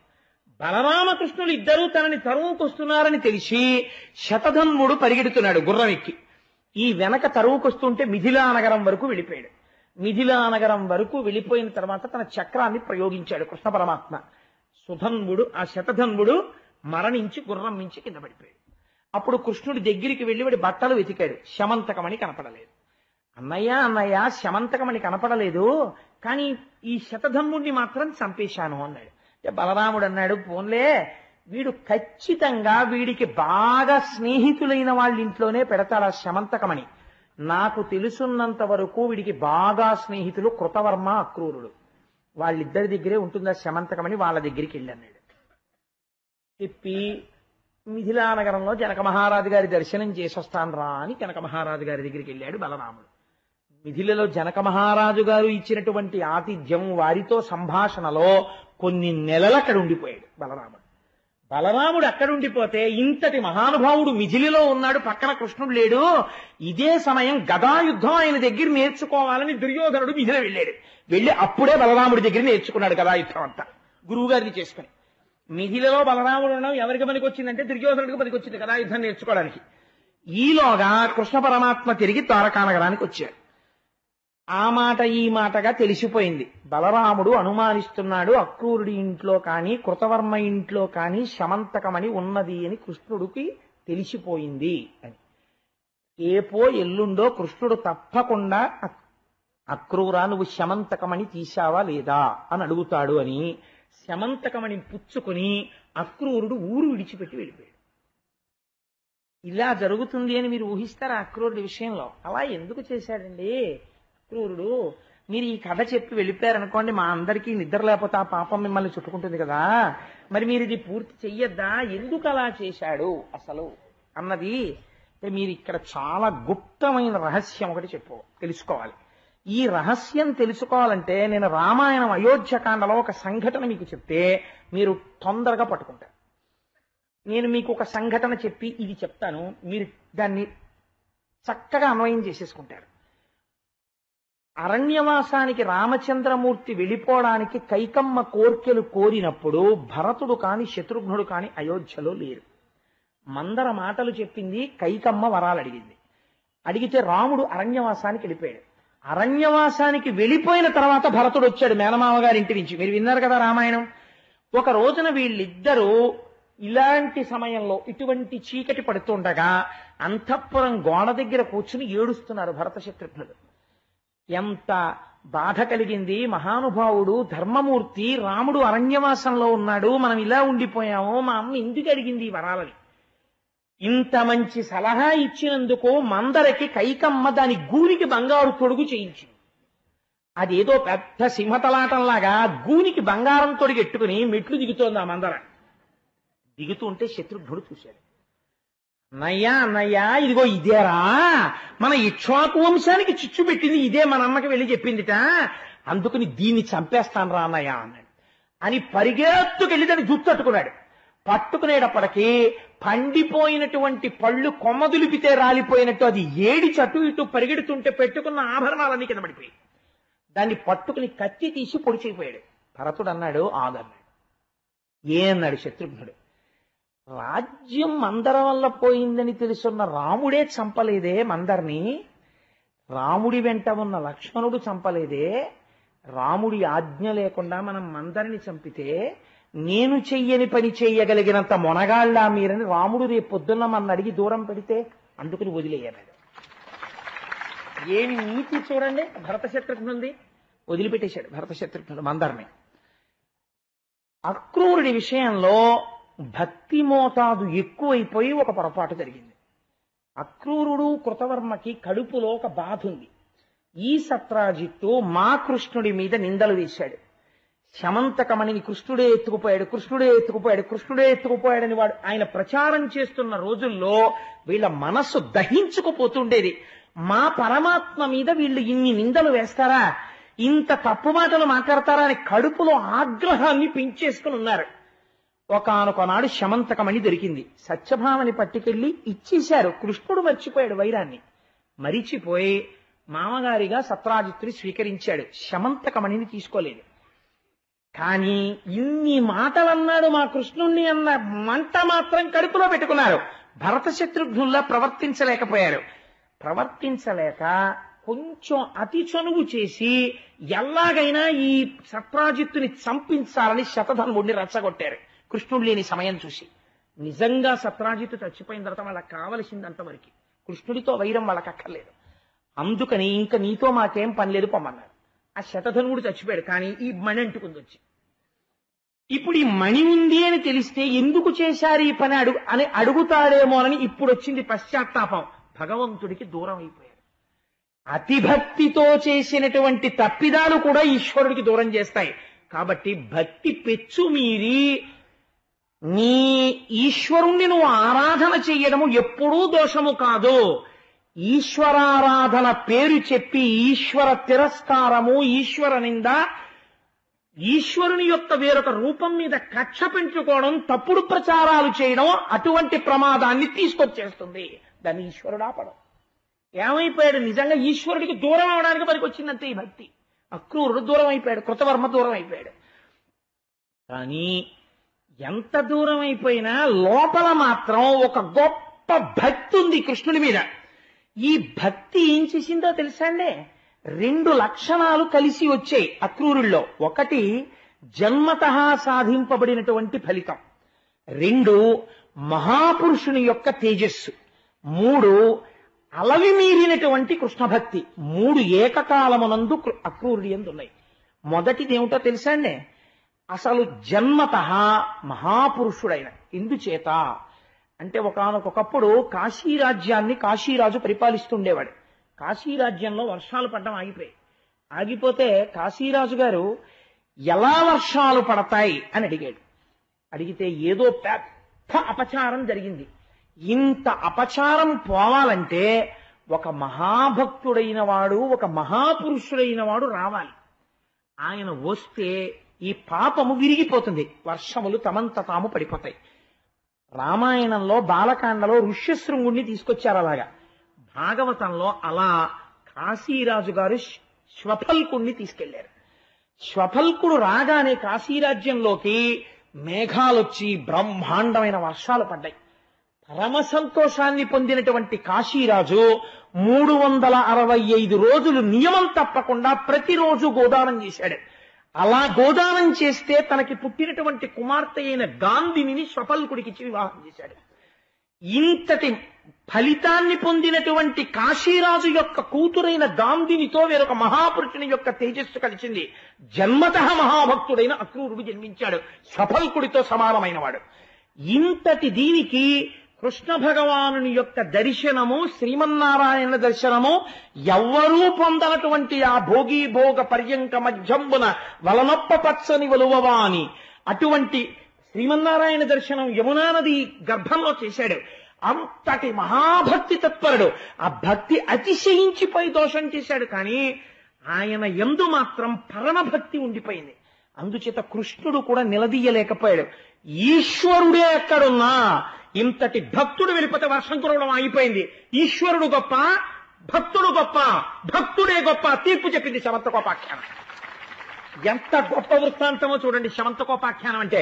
కృష్ణుడున్నాడు ద్వారకలో, బలరాముడున్నాడు ద్వారకలో, వర్షాలు లేవు. ఎందుకు లేవు? అక్రూరుడు వెళ్ళిపోయాడు.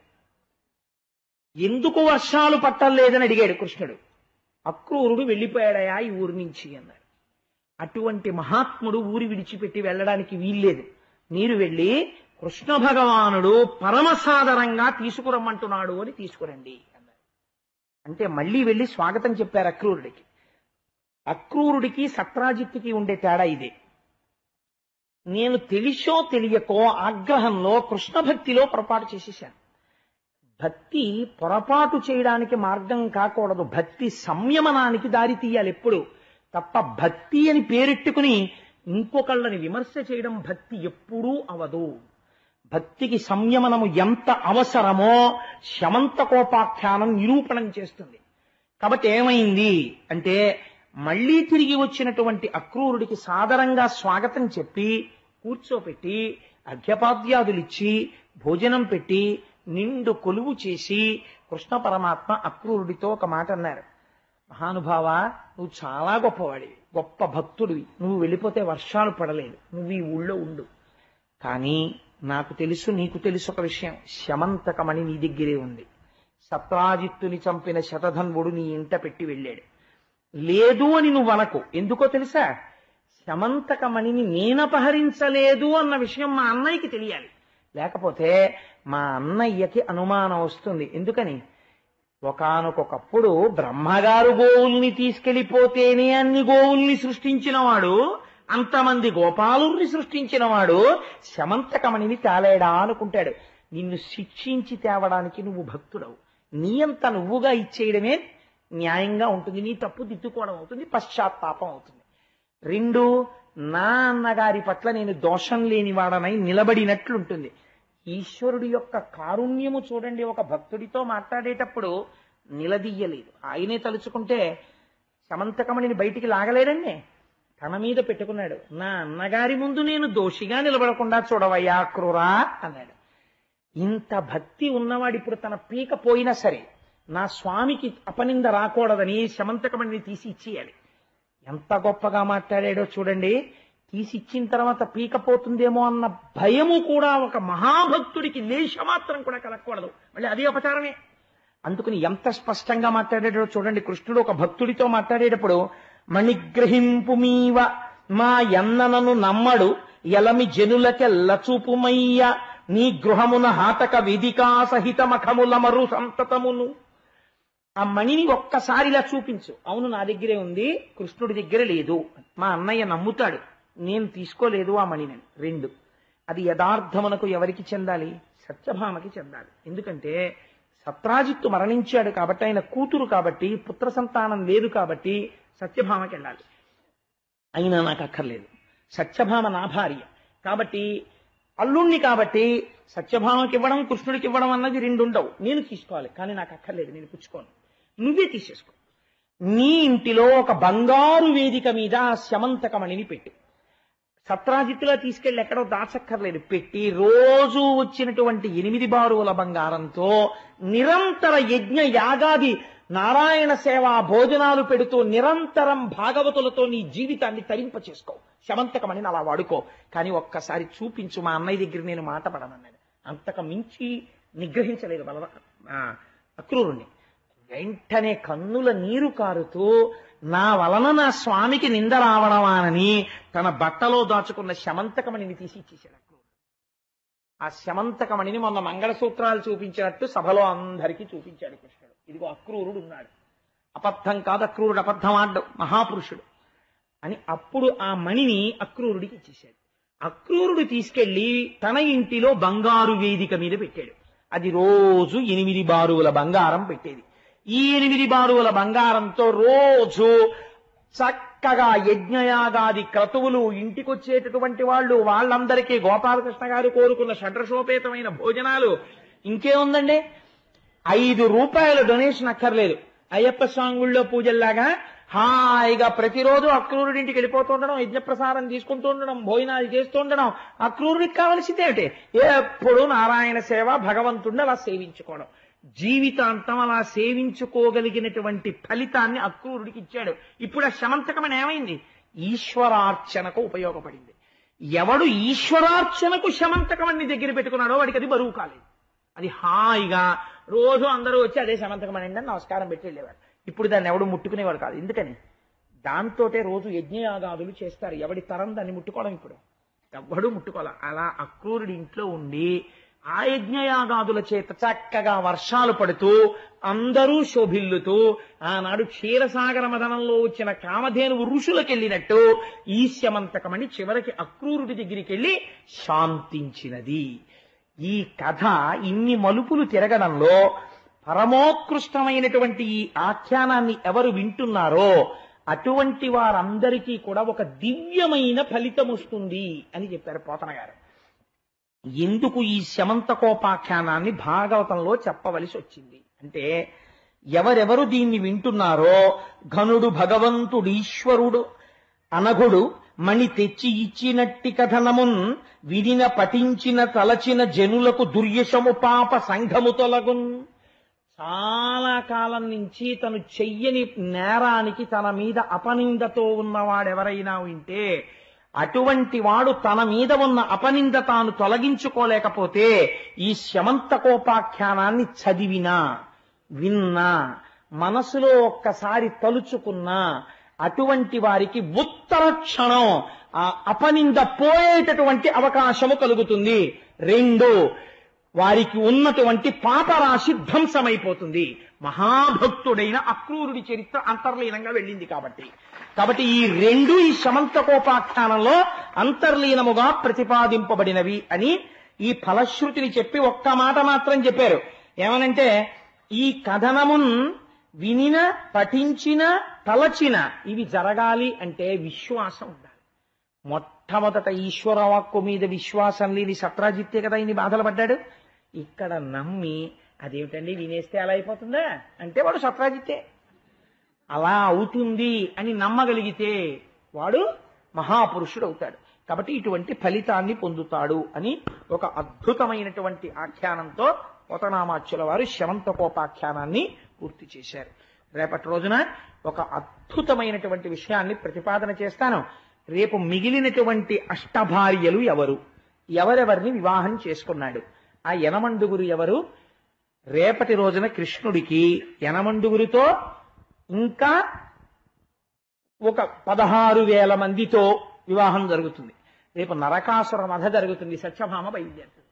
రేపు ఆ పరమ పవిత్రమైన ఆఖ్యానమును చెప్పగలిగిన అదృష్టమును ఈశ్వరుడు నాకు కృపచేత కటాక్షించుగాక అని ఈశ్వరుణ్ణి ప్రార్థన చేస్తూ, గోకులనందన గోవింద గోవింద హరి గోవింద గోకులనందన గోవింద నందనందన గోవింద గోవింద హరి గోవింద గోకులనందన గోవింద పశుపాలక శ్రీ గోవింద గోవింద హరి గోవింద గోకులనందన గోవింద వరాహమూర్తివి గోవింద గోవింద హరి గోవింద గోకులనందన గోవింద కమలదలాక్ష గోవింద గోవింద హరి గోవింద గోకులనందన గోవింద లక్ష్మణాగ్రజ గోవింద గోవింద హరి గోవింద గోకులనందన గోవింద కాంచనాంబరధర గోవింద గోవింద హరి గోవింద గోకులనందన గోవింద గరుడ వాహన గోవింద గోవింద హరి గోవింద గోకులనందన గోవింద ఏకస్వరూప గోవింద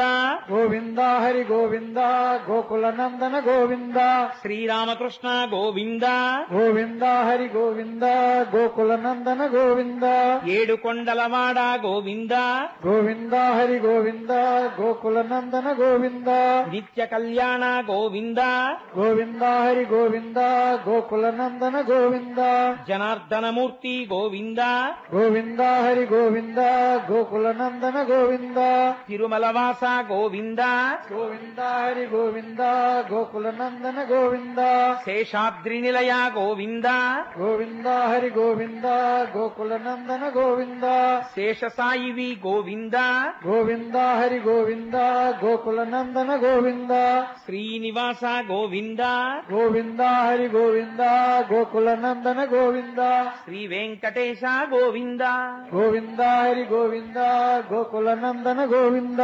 మంగళాశాసనపరై మదాచార్య పురోగమై సర్వైశ్చ పూర్వైరాచార్యై సత్కృతాయాస్తు మంగళం విహితం వా సర్వమేత్తక్షమస్వ శివ శివ కరుణాబ్ధే శ్రీ మహాదేవ శంభో సర్వం శ్రీ ఉమామహేశ్వర పరబ్రహ్మార్పణమస్తు.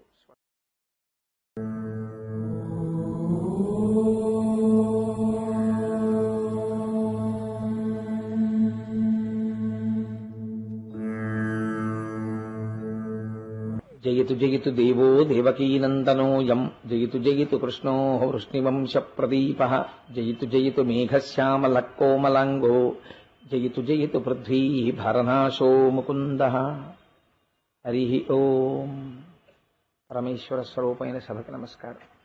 ఒక క్రతువుని సంకల్పం చేసినప్పుడు అందులో పాల్గొనాలనేటటువంటి ఉత్సాహం అనేక మందికి ఉన్నప్పటికీ కూడా అది ద్రవ్యంతో ముడిపడి ఉన్నప్పుడు దాని మీద ద్రవ్యం వస్తోంది కదా అని ఆశపడకుండా రమారమిగా ఆ క్రతువు నిర్వహించడానికి ఎంత ఖర్చు అవుతుందో అంతమందికి మాత్రమే యజమానులుగా అవకాశం ఇచ్చి ఆ వచ్చినటువంటి ధనాన్ని నయా పైసలతో ఖర్చు మనం భక్తుల దగ్గర పుచ్చుకున్నాం కాబట్టి భక్తులకి తిరిగి చెప్పడం మన సాంఘిక బాధ్యత.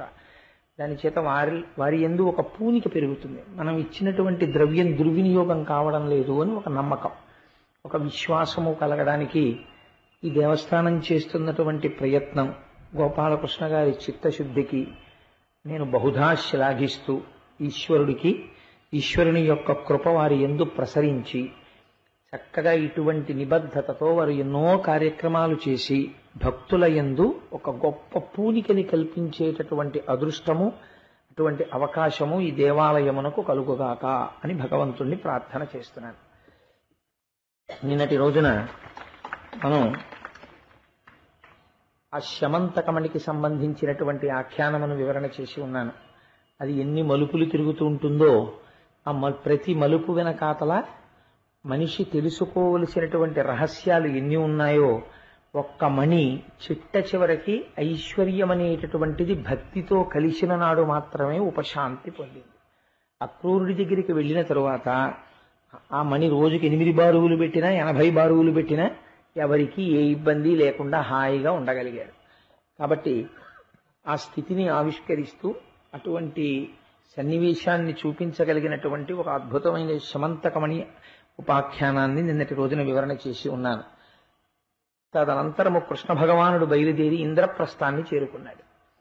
చేరుకుని అక్కడ పాండవుల చేత సేవింపబడి కుంతీదేవి ఎప్పుడెప్పుడు చూసినా కూడా శ్రీకృష్ణ పరమాత్మని కేవలము ఏదో దేహబంధువుని చూసినట్లుగా చూడడం ఆవిడకి అలవాట్లేదు.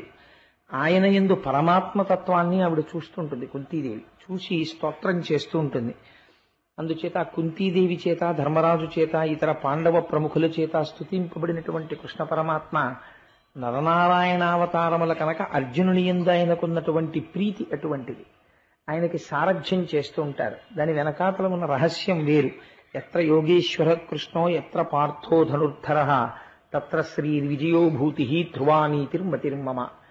ఎక్కడైతే మన జీవన రథాన్ని నడపడానికి చోదకుడిగా సారథిగా శ్రీకృష్ణ పరమాత్మ కూర్చుని ఉంటారో అక్కడ మనం వెనకాతల కూర్చుని మన రథాన్ని ఆయన నడిపిస్తున్నారు అని మనం నమ్మి ఆయనకి పగ్గాలు అప్పజెప్తే అటువంటి వాడికి జీవితంలో విజయం తప్ప అపజయము ఉండదు. కాబట్టి ఎప్పుడూ కృష్ణ పరమాత్మ అర్జునుడి యొక్క రథానికి సారథ్యం చేస్తూ ఉంటారు. అటువంటి మహానుభావుడు ఇంద్రప్రస్థమును చేరిన తరువాత ఒకానొకనాడు వేటకి బయలుదేరుదామన్నారు. ఇద్దరూ కలిసి వేటకి బయలుదేరారు. వేటాడారు. అనేకమైనటువంటి మృగములను వేటాడిన తరువాత డస్సిపోయారు. ఇద్దరూ కలిసి యమునా నది ఒడ్డున కూర్చున్నారు. అర్జునుడి జీవితం చాలా ఆశ్చర్యకరంగా ఉంటుంది. అందుకే భగవద్గీతలో ఒక మాట అడిగాడు, చిత్రమైన మాట ఒకటి. బహుశా అలా అడగడం కూడా అర్జునుడికే చెల్లిందేమో అనిపిస్తుంది. పితేవ పుత్రస్య సఖేవ సఖ్యు ప్రియ ప్రియాయార్హసి దేవసోఢుం అంటాడు. నువ్వు ఈశ్వరుడవు, ఈ సమస్త బ్రహ్మాండములకు కూడా నీవే ఆదిదేవుడవు అన్న విషయం తెలియక నీతో నేను పరిహాసం ఆడాను, పరాచికం ఆడాను, బావా బావా అని స్వతంత్రంగా పిలిచాను, నీ భుజం మీద చెయ్యి వేశాను. నీతో ఆడకూడని పరాచికములు కూడా ఆడాను, ఎందుకంటే బావ వరసవి కనుక. కానీ వాటిని నన్ను ఎలా మన్నిస్తావో తెలుసా? పితేవ పుత్రస్య. ఎంత గొప్ప మాట అడిగాడో చూడండి. పితేవ పుత్రస్య, కొడుకుకి తండ్రి యొక్క ఔన్నత్యము తెలియదు చిన్నతనంలో. మా తండ్రి గారి ఇంతటి పూజనీయుడు, ఆయన కడుపున పుట్టడమే నా అదృష్టం, ఫలానా వారి కొడుకు అనిపించుకోవడం, వారి తేజస్సుగా నేనున్నాను అని తెలియక ఆ తండ్రిని ఒళ్ళో కూర్చుంటాడు, ఆయన మెడలో ఉన్న రుద్రాక్షలు పట్టుకుని లాగుతాడు, ఆ తండ్రి చెంప మీద దెబ్బ వేస్తాడు, నాన్నగారు చదువుకుంటుంటే కళ్ళజోడు లాగుతాడు, లేకపోతే నాన్నగారు ఏ చక్క పీఠం మీద పెట్టుకుని ఏ రామాయణమో చదువుకుంటుంటే వచ్చి ఆ రామాయణం లాగేస్తాడు. ఎవరు చెయ్యగలరంత స్వతంత్రంగా? కొడుకు చేస్తాడు. బయటికి ఆయన వస్తే అందరూ ఆయన్ని ఎంతో గౌరవంగా చూస్తారు. ఇంట్లో కొడుకు మాత్రం వచ్చి రాని మాటలతో నాన్నగారు మీరు అనాలని తెలియక ఒరే నాన్న నువ్వు అంటాడు మొదట్లో. అంటే అమ్మ చెప్తున్నప్పుడు అలా అనకూడదు నాన్న, నన్ను నువ్వు అనాలి అమ్మని, నాన్నగారిని నాన్నగారండి మీరు అనాలి. అంటే వాడికి మిల్లిమిల్లిగా అలవాటు అవుతుంది. నాన్నగారండి మీరు అంటాడు, మళ్ళీ మధ్యలో నాన్న నువ్వు అంటుంటాడు. అందుకని ఇన్ని చేసిన ఇంత ప్రాజ్ఞుడైనటువంటి తండ్రి కేవలము ఆ పిల్లవాని యందున్నటువంటి పసితనాన్ని చూసి పరమ ముద్దుతో ఒక ముద్దు పెట్టుకుని విడిచిపెట్టేస్తాడు తప్ప కోపించడు. ఇది పితేవ పుత్రస్య, ఒక కొడుకుని తండ్రి ఎలా క్షమిస్తాడో నన్ను అలా క్షమించు. సఖేవ సఖ్యు, నిజమైన స్నేహితుడికి ఉండవలసిన లక్షణం ఏమిటో తెలుసా అండి? తన స్నేహితుడు చేసినటువంటి దోషమును మన్నించాలి, మన్నించి తాను మళ్ళీ ఆ దోషం చేయకుండా చక్కటి మాటలతో అలా చేయకోయ్ అని చెప్పి అతని మనస్సు మార్చగలగాలి. నా సఖుడు, నా స్నేహితుడు పక్కనుండగా నేను అతని గౌరవములకు భంగము వాటిల్లేటట్టు ఇలా ప్రవర్తించడమా అని అవతల వారి మనస్సులో స్థానాన్ని కుదుర్చుకోవాలి. అలా స్నేహితుడు మన్నించినట్టు సఖేవ సఖ్యు ప్రియ ప్రియాయార్హసి దేవసోఢుం, ప్రియుడు ప్రియురాలిని మన్నించినట్లు. ప్రియురాలు ఒకనాడు ధూర్తతనంతో మాట్లాడుతుంది. ప్రణయ కోపంలో ఇవాళ వస్తుందో రేపు వస్తుందో మీరు చూద్దురు గాని కృష్ణుడు మాట్లాడతాడు రుక్మిణీదేవితో, చాలా ఆశ్చర్యకరమైనటువంటి మాట మాట్లాడతాడు. నీవు ఇష్టం వచ్చిన వారిని వెళ్ళి మళ్ళీ వివాహం చేసుకోవచ్చు రుక్మిణి, చాలా పొరపాటు చేశాను నిన్ను పెళ్లి చేసుకుని అంటాడు. అంటే ఆ తల్లి నిలబడినట్టు స్పృహ తప్పి కింద పడిపోయింది. అలా ఎందుకంటాడు అన్నది వేరే విషయం. అది చెప్పిన తర్వాత అయ్యో మహానుభావుడు కృష్ణ పరమాత్మ కారుణ్యమూర్తి అని మీరు అంగీకరిస్తారు, రుక్మిణీదేవి అంగీకరిస్తుంది, ఒప్పుకోక తప్పదు. ఆయన ఏం అలా అనవసరంగా మాట్లాడేవాడు కాడాయన. కాబట్టి ప్రియ ప్రియాయార్హసి, ప్రియురాలు ప్రియుడి పట్ల చేసినటువంటి దోషాన్ని మన్నించినట్లు. ఎందుచేత అంటే భార్య కాలు భర్తకి తగలదు కదా, తగిలితే వెంటనే ఒకసారి కళ్ళకద్దుకుని నమస్కరిస్తారు, ఎందుకంటే గురువుతో సమానం, పతి సాక్షాత్ పరమేశ్వర స్వరూపం. కానీ ఒకచో కాలుకి తగిలినా అప్పుడు పట్టించుకోరు. కాబట్టి ప్రియ ప్రియాయార్హసి దేవసోడు, ప్రియురాలిని ప్రియుడు మన్నించినట్లు నన్ను పెద్ద మనస్సుతో మన్నించు. అందులో నిజంగా ఎన్ని చమత్కారములనో పెట్టి నన్ను ఇలా మన్నించు అని 3 స్థాయిల్లో 3 ఉపమానములు చూపించి అడిగాడు అర్జునుడు. ఎంతటి మహద్భాగ్యాన్ని పొందాడంటే, ఇద్దరికీ దాహం వేసింది వేటకెళ్ళినప్పుడు, ఇద్దరూ వెళ్లి యమునా నది దగ్గర ఇద్దరూ కలిసి దోషిళ్లతో నీళ్లు తీసుకుని తాగారు. ఏమదృష్టం! మనం ఏ కాశీ పట్టణానికో వెళ్లి గంగానదిలో స్నానం చేస్తుంటే, మనం ఇక్కడ స్నానం చేస్తుంటే పైన ఒక పీఠాధిపతులు చంద్రశేఖర పరమాచార్య స్వామి వంటి వారు వచ్చి ఆయన సత్యదండాన్ని నీటిలో ముంచి ఆయన స్నానం చేస్తున్నారనుకోండి, కింద మీరు స్నానం చేస్తున్నారనుకోండి, అసలే గంగ ఆ పైన చంద్రశేఖరుల యొక్క శరీరమునకు తగిలి మనకు తగులుతోంది. ఆనాడెంత పరవశం పొందుతాం! ఏమదృష్టం! జీవితంలో రాసుకుని ఉంచుకుంటాం, ఫలానా అప్పుడు కాశీ వెడితే చంద్రశేఖరులు పైన స్నానం చేస్తుంటే కింద నేను స్నానం చేశాను, వారి శరీరమునకు తగిలి వారి శరీరమునకు అలదబడినటువంటి విభూతితో కరిగినటువంటి జలములు నన్ను స్పృశించాయి. కాబట్టి నేను మహద్భాగ్యమును పొందాను అనుకుంటాం ఆ రోజున. అలా యమునా నదిలో కృష్ణుడితో కలిసి దోషిళ్లతో నీళ్లు తీసుకుని తాగాడు అర్జునుడు. పొంగిపోయారు పోతన గారు. ఇద్దరూ ఒడ్డున కూర్చున్నారు. కూర్చుని అప్పటిదాకా వేటాడి వేటాడి అలిసిపోయారు. రథాల్లో వేసి ఆ వేటాడినటువంటి మృగములనన్నింటినీ కూడా ఇంద్రప్రస్థానికి పంపించారు. ఇలా మాట్లాడుకుంటుండగా యమునా నదిలోంచి ఒక స్త్రీ బయటికి వచ్చింది. ఆవిడ మంచి నిండు యవ్వనంలో ఉంది, మహాసౌందర్యవతి.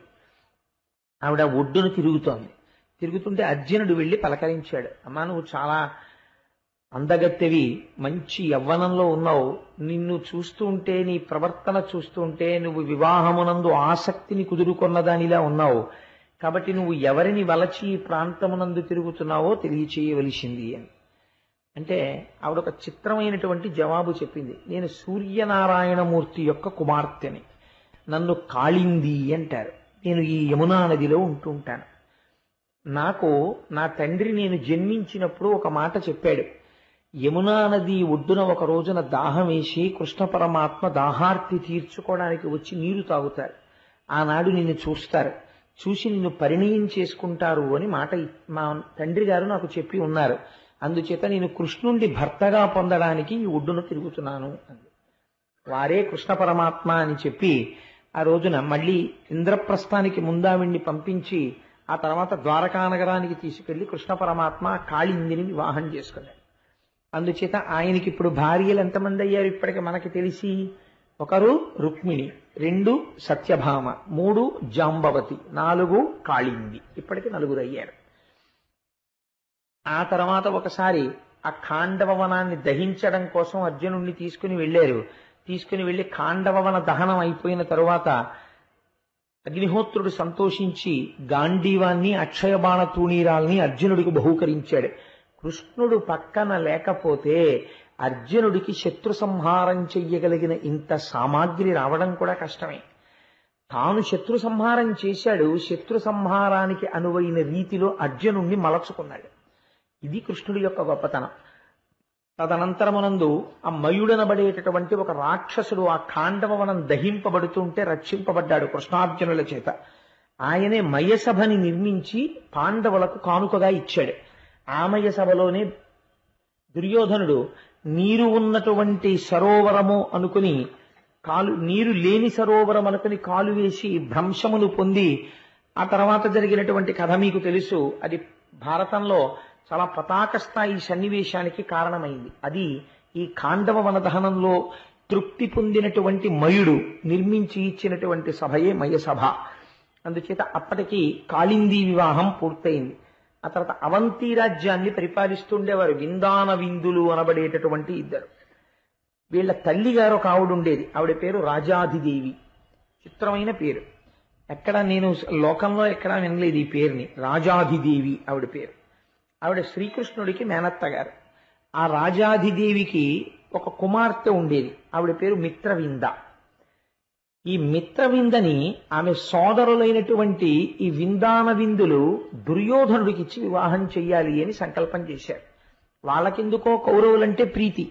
కానీ కృష్ణ పరమాత్మ తన మేనత్త కూతురైనటువంటి మిత్రవిందని వివాహం చేసుకోవాలి అన్న సంకల్పంతో విందాన విందులు స్వయంవరం ప్రకటిస్తే ఆ స్వయంవర మంటపానికి చేరుకుని రాజులందరినీ కూడా పరిమార్చి ఆ స్వయంవర మంటపంలో మిత్రవిందని తన భార్యగా స్వీకరించాడు. కాబట్టి ఇప్పటికి ఎంతమంది అయ్యారు?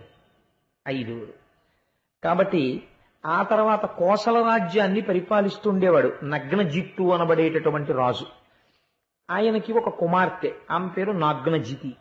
నగ్నజిత్తు కుమార్తె కాబట్టి ఆవిడికి నాగ్నజితి అని పిలిచారు. ఆయన ఒక చిత్రమైనటువంటి షరతు పెట్టాడు. నా కుమార్తెని ఎవరు వివాహం చేసుకోవాలనుకుంటున్నారో వారు నా దగ్గర 7 పొగరుబోతు ఎద్దులున్నాయి. ఈ 7 పొగరుబోతు ఎద్దుల్ని విడిచిపెడితే అవి కుమ్మేస్తాయి అవతలవాణ్ణి.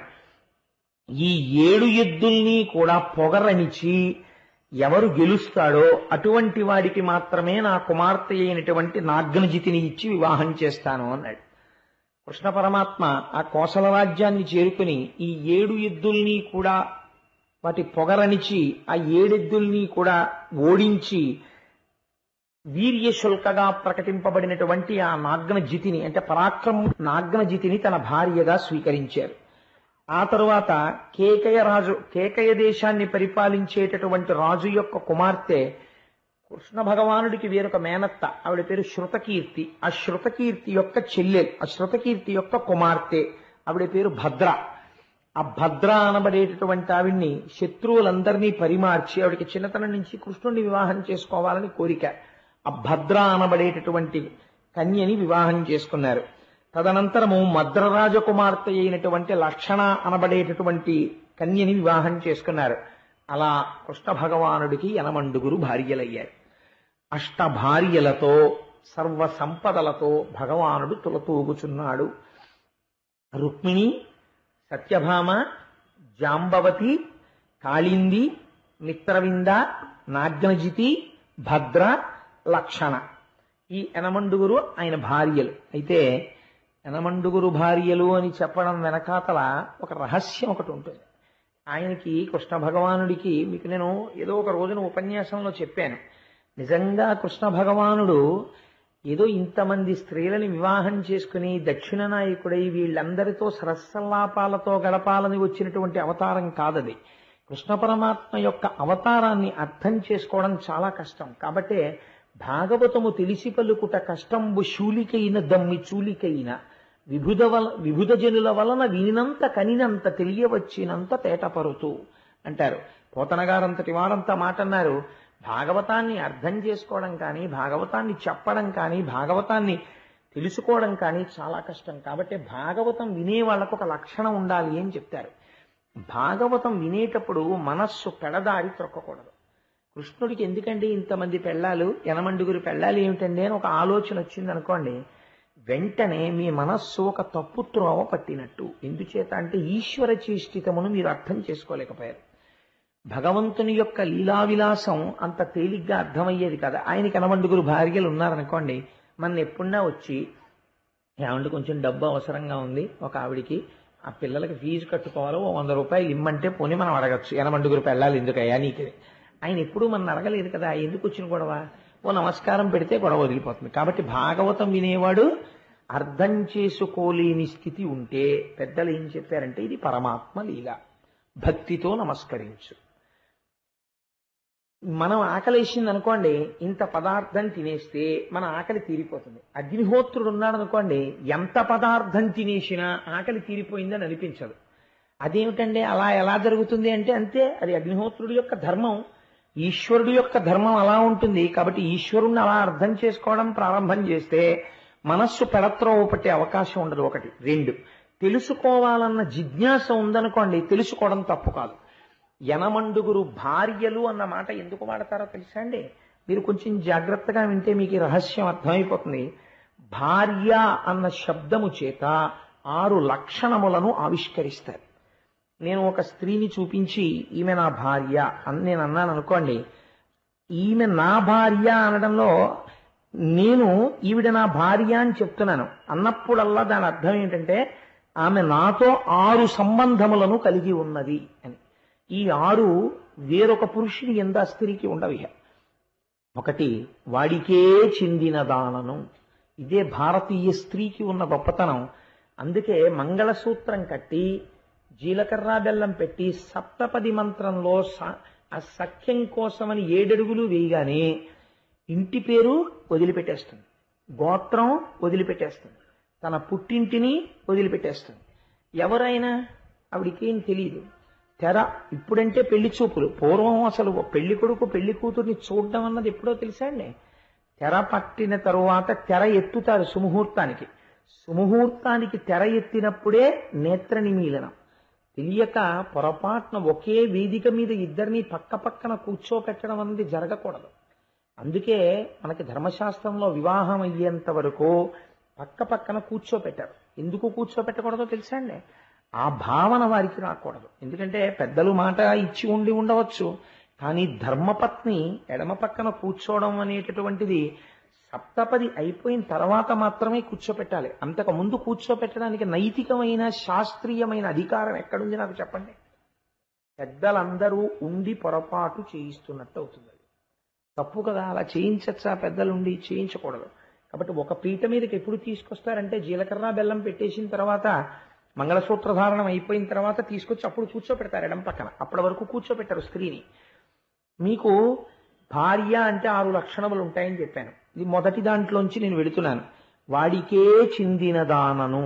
ఇప్పుడు ఆమె ఏమంటుంది అడిగితే, నేను కోటేశ్వరారి భార్యనండి అంటుంది, నా భార్యని పలకరించినప్పుడు. కాబట్టి ఆయన కొరకని 3 ఇంటిని విడిచిపెట్టింది. ఇంటి పేరు విడిచిపెట్టింది, గోత్రం విడిచిపెట్టింది, తన వారిని వదిలి ఈయనతో వచ్చేసింది.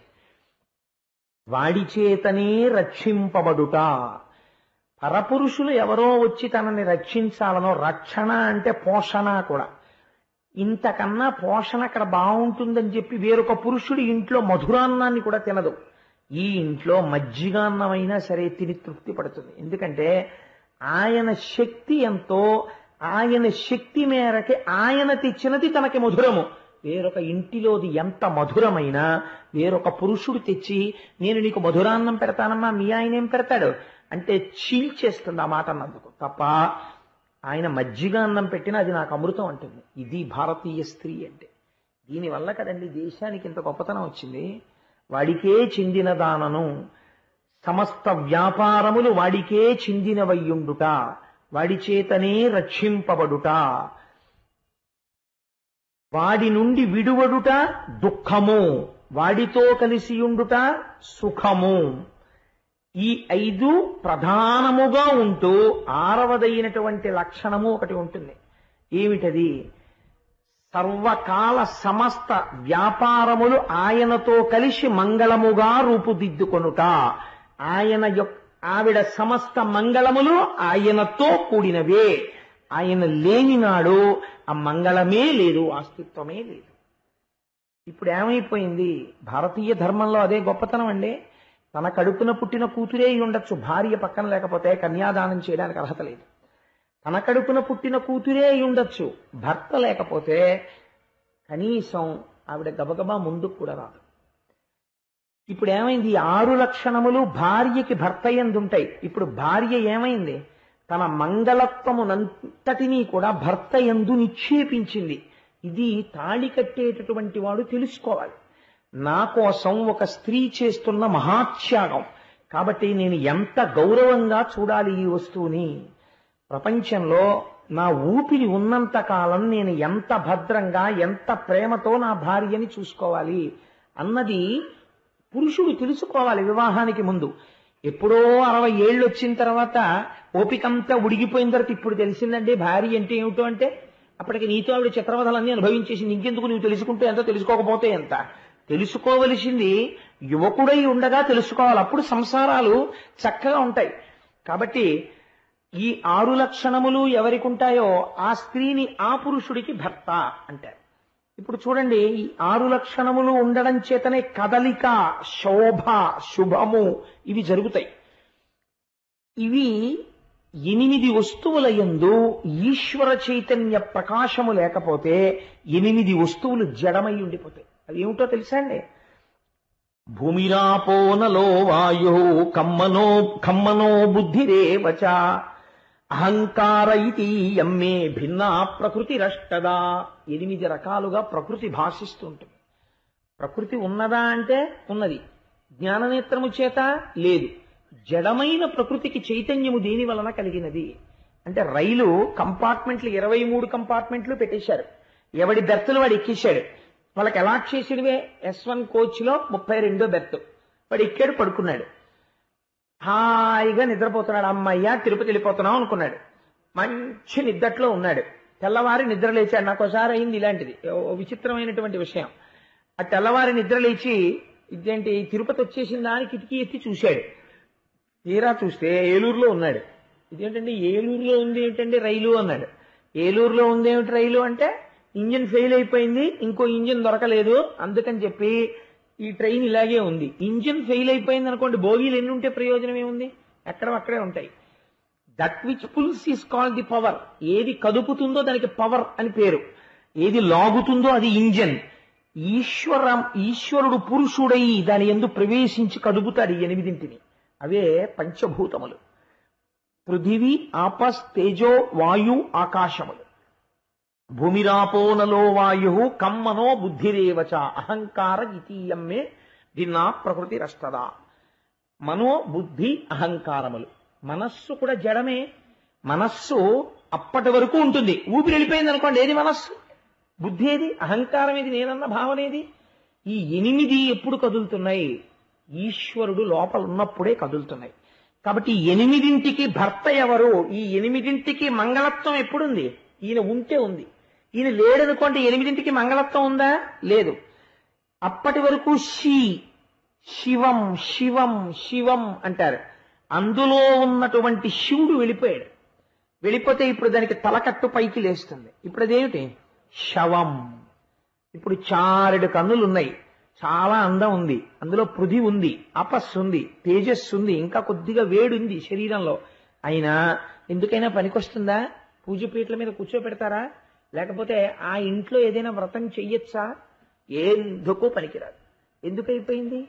ఈ 8 సంఘాతమైన ఈ శరీరము, ఇందులో ఏముంది? పృథి ఉంది, జలం ఉంది, అగ్ని ఉంది, ఆకాశం ఉంది, తేజస్సు ఉంది, వాయువు ఉంది. వీటితో పాటు మనోబుద్ధి అహంకారములు ఉన్నాయి. ఈ 8 సంఘాతమే ఈ శరీరము. ఇది కావచ్చు, పిపీలికాది పర్యంతంలో ఏదైనా కావచ్చు. ఈ 8ంటికి ఈ చైతన్యమునిచ్చిన వాడెవరు? భూమిగా జడము. భూమికి మొలకెత్తే శక్తి ఎక్కడి నుంచి వచ్చింది? ఈశ్వరుడు దాని యందు చైతన్య రూపంగా ఉన్నాడు కాబట్టి ఇప్పుడు ఈ 8ంటిని కదుపుతున్న వాడెవడో వాడు పురుషుడు. కాబట్టి కృష్ణుడు 7 చేసుకోకూడదు, 9 చేసుకోకూడదు, 8 చేసుకోవాలి. కాబట్టి ఇప్పుడు కృష్ణుడికి ఎంతమంది భార్యలు? 8 మహిషులు, 8 భార్యలు. ఇది తప్ప అందులో ఉన్న రహస్యం. కృష్ణుడికి ఏదో సరదా పుట్టి కనపడ్డ వాళ్ళందరి దగ్గరికి వెళ్ళి పెళ్లి చేసుకుని 8 పెళ్ళాల కింద చేసుకున్నాడండి అని మీరు అన్నారనుకోండి, మీరు జ్ఞానస్థాయిలో దాన్ని దర్శనం చెయ్యలేకపోయారు. ఏమంటే మీరు ఏదో చెప్పారు, భూమిరాపో నలో వాయు అన్నారు, అష్ట ప్రకృతులు అన్నారు, పరాప్రకృతి అపరాప్రకృతి ఏదో చెప్పారు, కానీ మా తలకెక్కలేదండి. ఏం పర్వాలేదు, ఎక్కకపోతే ఏవో 8 ఉన్నాయి, మొత్తానికి వాడు కదుపుతాడు. వాడు సౌశీల్యుడు. భార్య భర్త ఎంత మంగళమో ఆ 8 పట్ల వారంత మంగళమో. ఒక నమస్కారం చెయ్యి, అర్థం చేసుకున్న వాడికి ఎంత పుణ్యమో భక్తితో నమస్కరించి నీకంతే పుణ్యం. అందుకే భాగవతాన్ని 2 స్థాయిల్లో వినాలని చెప్తారు. అర్థమైన చోట జ్ఞానిగా విను, అర్థం కాని చోట భక్తుడిగా విను, ఎలా అయినా ఉద్ధరింపబడతావు. 2 కాకపోతే భ్రష్టుడు అవుతావు. కాబట్టి అలా 8 మహిషులతో మహానుభావుడు 8 చాలా సంతోషంగా ఆనందంగా కాలం గడుపుతున్నాడు. గడుపుతుండగా ఒక చిత్రమైనటువంటి విషయం జరిగింది. ఇది మీరు చాలా గమ్మత్తుగా జరిగినటువంటి విశేషం. నేను మీకు కొంత ఉపోద్ఘాతాన్ని అందించగలిగాను అనుకోండి, మీరు దాన్ని చాలా జాగ్రత్తగా గట్టిగా ఒడిసి పట్టుకుంటారు. ఇది బంగారం జారిపోకూడదని. కృష్ణ భగవానుడు తనంత తానుగా శక్తివంతుడు కదండి. నేను మీకు చెప్పాను కదా, 8 యందు ప్రవేశించిన వాడెవరు? కృష్ణుడు. కాబట్టి కృష్ణుడు లేనినాడు ఆ 8 ప్రకృతులకి కదలిక లేదు కదా. లేనప్పుడు కృష్ణుడు కన్నులు తెరవని కడు చిన్ని పాపడై దానవి చనుబాలు త్రావి చంపే, ఇంకా కనురెప్పలు కూడా తెరవనటువంటి పిల్లవాడిగా ఉండగా పూతనా సంహారం చేశాడు. ఎందరో రాక్షసుల్ని పరిమార్చాడు. అటువంటి కృష్ణుడు ఒక్క నరకాసురుణ్ణి సంహరించడం విషయంలోకి వచ్చేటప్పటికీ సత్యభామని తీసుకెళ్ళాడు. 8 ఎవరినీ తీసుకెళ్ళలేదు, ఒక్క సత్యభామని తీసుకెళ్ళాడు. ఇలా రామాయణంలో దశరథ మహారాజు గారు తీసుకెళ్లారు ఒకసారి కైకమ్మని. చాలా ఉపద్రవం వచ్చింది అలా తీసుకెళ్ళేందుకు. అలా మళ్ళీ సత్యభామని కృష్ణ భగవానుడు తీసుకెళ్తున్నాడు. ఇప్పుడు కూడా ఏమైనా ఉపద్రవం ఉంటుందా అలాగా? లేకపోతే మనందరికీ కూడా ఏదైనా ఒక గొప్ప సందేశం ఏమైనా ఉంటుందా అంటే, మీరు బాగా జ్ఞాపకం పెట్టుకోండి, కైకమ్మని దశరథుడు యుద్ధానికి తీసుకెడితే రామాయణం అంతా వచ్చింది కదండి. భార్యతో యుద్ధానికి వెళ్ళాడు కాబట్టి రామాయణం వచ్చింది, లేకపోతే యుద్ధం లేదు, అసలు 2 వరాలు ఉండవు. లేదా సత్యభామతో భాగవతంలో కృష్ణుడు యుద్ధానికి వెళ్ళబట్టే మనకి దీపావళి పండగ మిగిలింది కదా. ఎప్పుడో ద్వాపర యుగంలో చంపాడు. కలియుగంలో ఇప్పటికీ ప్రతి ఏడాది మనం దీపావళి చేసుకుంటూనే ఉన్నాం. దీనికి ఏమైనా సందర్భం ఉందా? లేకపోతే ఇప్పుడు పూతనా సంహారం చేశాడండి. పూతనా సంహారం జరిగినటువంటి తిథి రోజున మనం ఎవరైనా ఏమైనా పండగ చేస్తామా? ఏమీ చెయ్యం. ఒకవేళ నేను మీకు ఆ తిథి చెప్పాను అనుకోండి, ఇవాళ పూతనా సంహారం జరిగిన రోజండి అని మీరు ఏమైనా చేస్తారా? ఏం చేయరు. లేకపోతే శకటాసుర భంజనం జరిగినటువంటి రోజు చెప్పాను అనుకోండి, చాలా తేలిక చెప్పేయడం. ఎందుకంటే కృష్ణుడి యొక్క జన్మతిథి చూసుకుని అక్కడి నుంచి రోజులు ఎక్కడికి చెప్పేయచ్చు. కానీ మీరు చేస్తారా? చేయరు.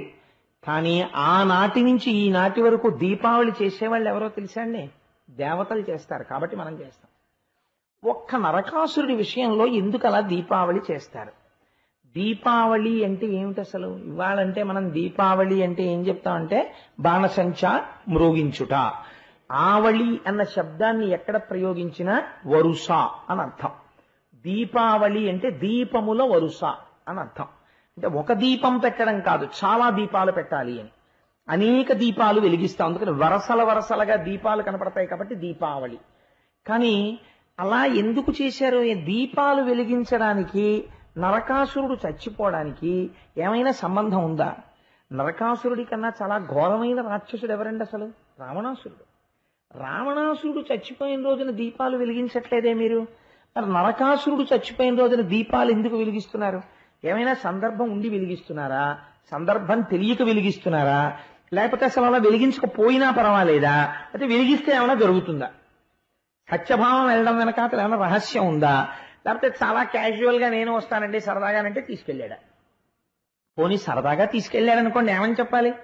ఆల్ రైట్ సత్య వెనకాల కూర్చొని చూడు నేను యుద్ధం చేస్తానని చెప్పాలి. ఆవిడ మధ్యలో లేచి విల్లోసారి లగియండి. అంతకుముందు ఆవిడ యుద్ధం చేసినట్టు ఆయనకి తెలియదు, కృష్ణుడికి కూడా తెలియదు. ఎందుకంటే సత్యభావం అంతకుముందు యుద్ధాలు చేసినట్టు మీరు ఎక్కడన్నా చదివారా భాగవతంలో? ఏమీ లేదు. మరి ఏమి ఇప్పుడు ఒక చిత్రమైన విషయం ఉంటుందండి. ఎప్పుడైనా నేను అలా బజారుకి వెళ్తున్నాను అనుకోండి, ఏమండి నేను వస్తానంది అనుకోండి మా ఆవిడ, సరే సంతోషం రా అంటాను. లేకపోతే నేను అలా షికారుగా కాసేపు అలా వెళ్ళొస్తానే అంటే నేను వస్తాను షికారు అందనుకోండి, సరే రా అంటాను.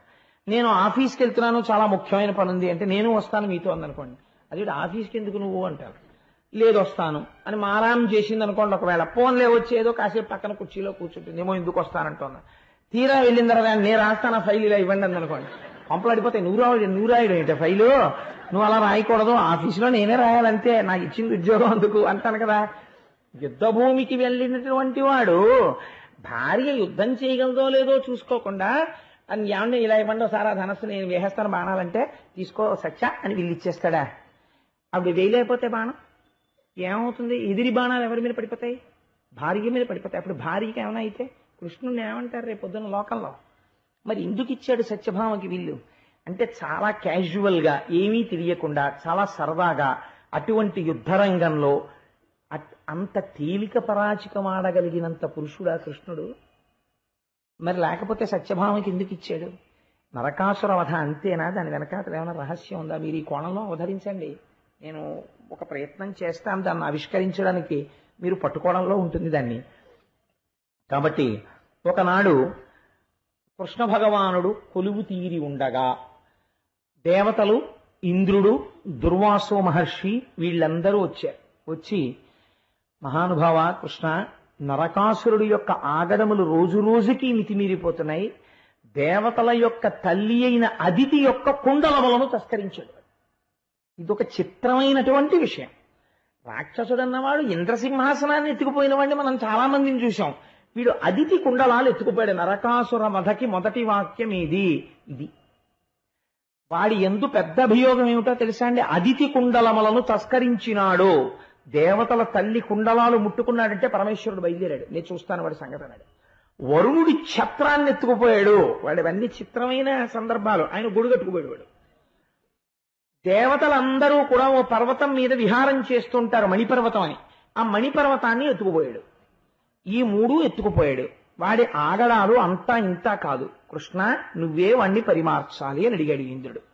అడిగితే కృష్ణుడు అన్నాడు, తప్పకుండా నేను రాక్షస సంహారం చేస్తాను, నరకాసుర వధ చేస్తాను, నేను బయలుదేరుతున్నాను యుద్ధభూమికి అని దేవతలందరినీ స్వాంతనపరిచి తాను యుద్ధభూమికి బయలుదేరడం కోసమని రథం ఎక్కుతున్నాడు. ఆ బయలుదేరే ముందు గబగబా సత్యభామ వచ్చింది. ఆవిడ పేరు చాలా గమ్మత్తైన పేరండి, సత్యభామ. ఇప్పటికీ కూడా మొట్టమొదట ఆ పేరు ఎక్కడ వినపడుతుందో తెలుసా అండి? కొత్త కోడలు ఇంటికి రాగానే కొంచెం కాస్త విసురుగా నడిచింది అనుకోండి, ఏమో మీ కోడలు సత్యభామే అంటారు వెంటనే.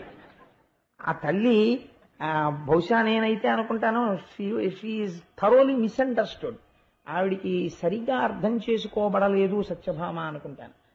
ఆ తల్లి సత్యభామ పొందినటువంటి స్థానం చాలా గొప్ప స్థానం అండి నిజంగా. ఆవిడ నృత్య సంప్రదాయంలో కూడా కూచిపూడిలో కూడా ఆవిడ కృష్ణుడికి లేఖ రాస్తుంది. అయ్యో బాబోయ్, నిజంగా అది శోభానాయుడు గారు మహాతల్లి ఆవిడ చేస్తారు. ఆ కృష్ణుడికి ప్రణయలేఖ రాయడం, ఆవిడ నర్తన చెయ్యడం, సత్యభామ ఎన్ని రంగాలలో ప్రవీణురాలో మహాతల్లి. ఆయమ్మ కృష్ణ భగవానుడి దగ్గరికి వచ్చి ఒక మాట అడిగింది.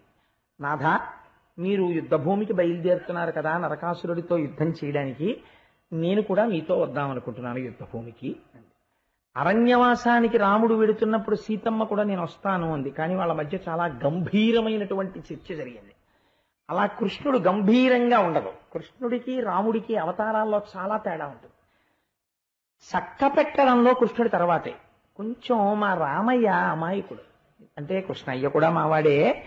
అంటే నేను ఈ మాట అంటే నేను ఎవరి గురించి ఉపన్యాసం చెప్తే ఆయన మావాడు అంటుంటాను. అదే ఒక బలహీనత. అంటే మనవాడు లేదా ఎందుకు ఈ మాట అన్నానంటే, రాముడు చూడండి, ఆ మొట్టమొదట బాలకాండల యుద్ధానికి వెళ్ళినప్పుడు మారీచుణ్ణి చంపేసి ఉంటే అసలు రామాయణం అంత దూరం వెళ్ళేదండి. సీతాపహరణం జరిగేదా? మారీచుణ్ణి వదిలేశాడు. వదిలేసి తాటకా సంహారం చేశాడు. అంత దూరం వెళ్ళింది. శూర్పణఖకి ముక్కు చెవులు కోసి వదిలేశాడు. అంత దూరం జరిగింది. సగం చంపుతాడు, సగం వదులుతుంటాడు. దానివల్ల కష్టాలు కొని తెచ్చుకుంటూ ఉంటాడు రాముడు. కృష్ణుడు అలా కాదు. జరాసంధుడు యుద్ధానికి వస్తే వీడిని చంపేశామనుకో మళ్ళీ మనకి పనికి మాలిన వాళ్ళందరినీ కూడేసుకొచ్చేవాడెవడు? అందుకని కూడేసుకొచ్చిన వాళ్ళందరినీ చంపేసి వీడిని వదులుతుంటే వీడెళ్ళి మళ్ళీ పనికి మాలిన వాళ్ళందరినీ పట్టుకుని వస్తుంటాడు. వీడిని వదులుతుండా వాళ్ళని చంపుతుండా భూభారం తగ్గిపోతుంది. తేలిక నేను వెళ్ళి అస్తమానం ఎక్కడికని వెతకను, వీడిని వదిలితే వీడు పట్టుకొస్తాడు వాళ్ళందరినీ అని వచ్చినప్పుడల్లా జరాసంధుడిని వదిలేసేవాడు, వాళ్ళని చంపేసేవాడు. ఈ వెర్రేడి తెలియక 17 మాటలు వచ్చాడు అక్షౌహిణీని పట్టుకుని. వచ్చినప్పుడు అలా చంపాడు. కురుక్షేత్రం జరగడానికి ముందరే అంచెలంచెల మీద చాలా మందిని తీసేశాడు ఆయన. అసలు నిజంగా తీలేదనుకోండి కృష్ణావతారం వీళ్ళందరూ కూడా ఎవరి పక్కన చేరుతారో తెలుసా అండి? దుర్యోధనుడి పక్కన చేరుతారు. కురుక్షేత్రంలో ఎంత కష్టమై ఉండేదో పాండవులకి నిగ్రహించడం. అందుకే పుట్టింది మొదలు అదే పని మీద ఉన్నాడు ఆయన. చక్కగా చక్కబెట్టుకు వచ్చేసాడు.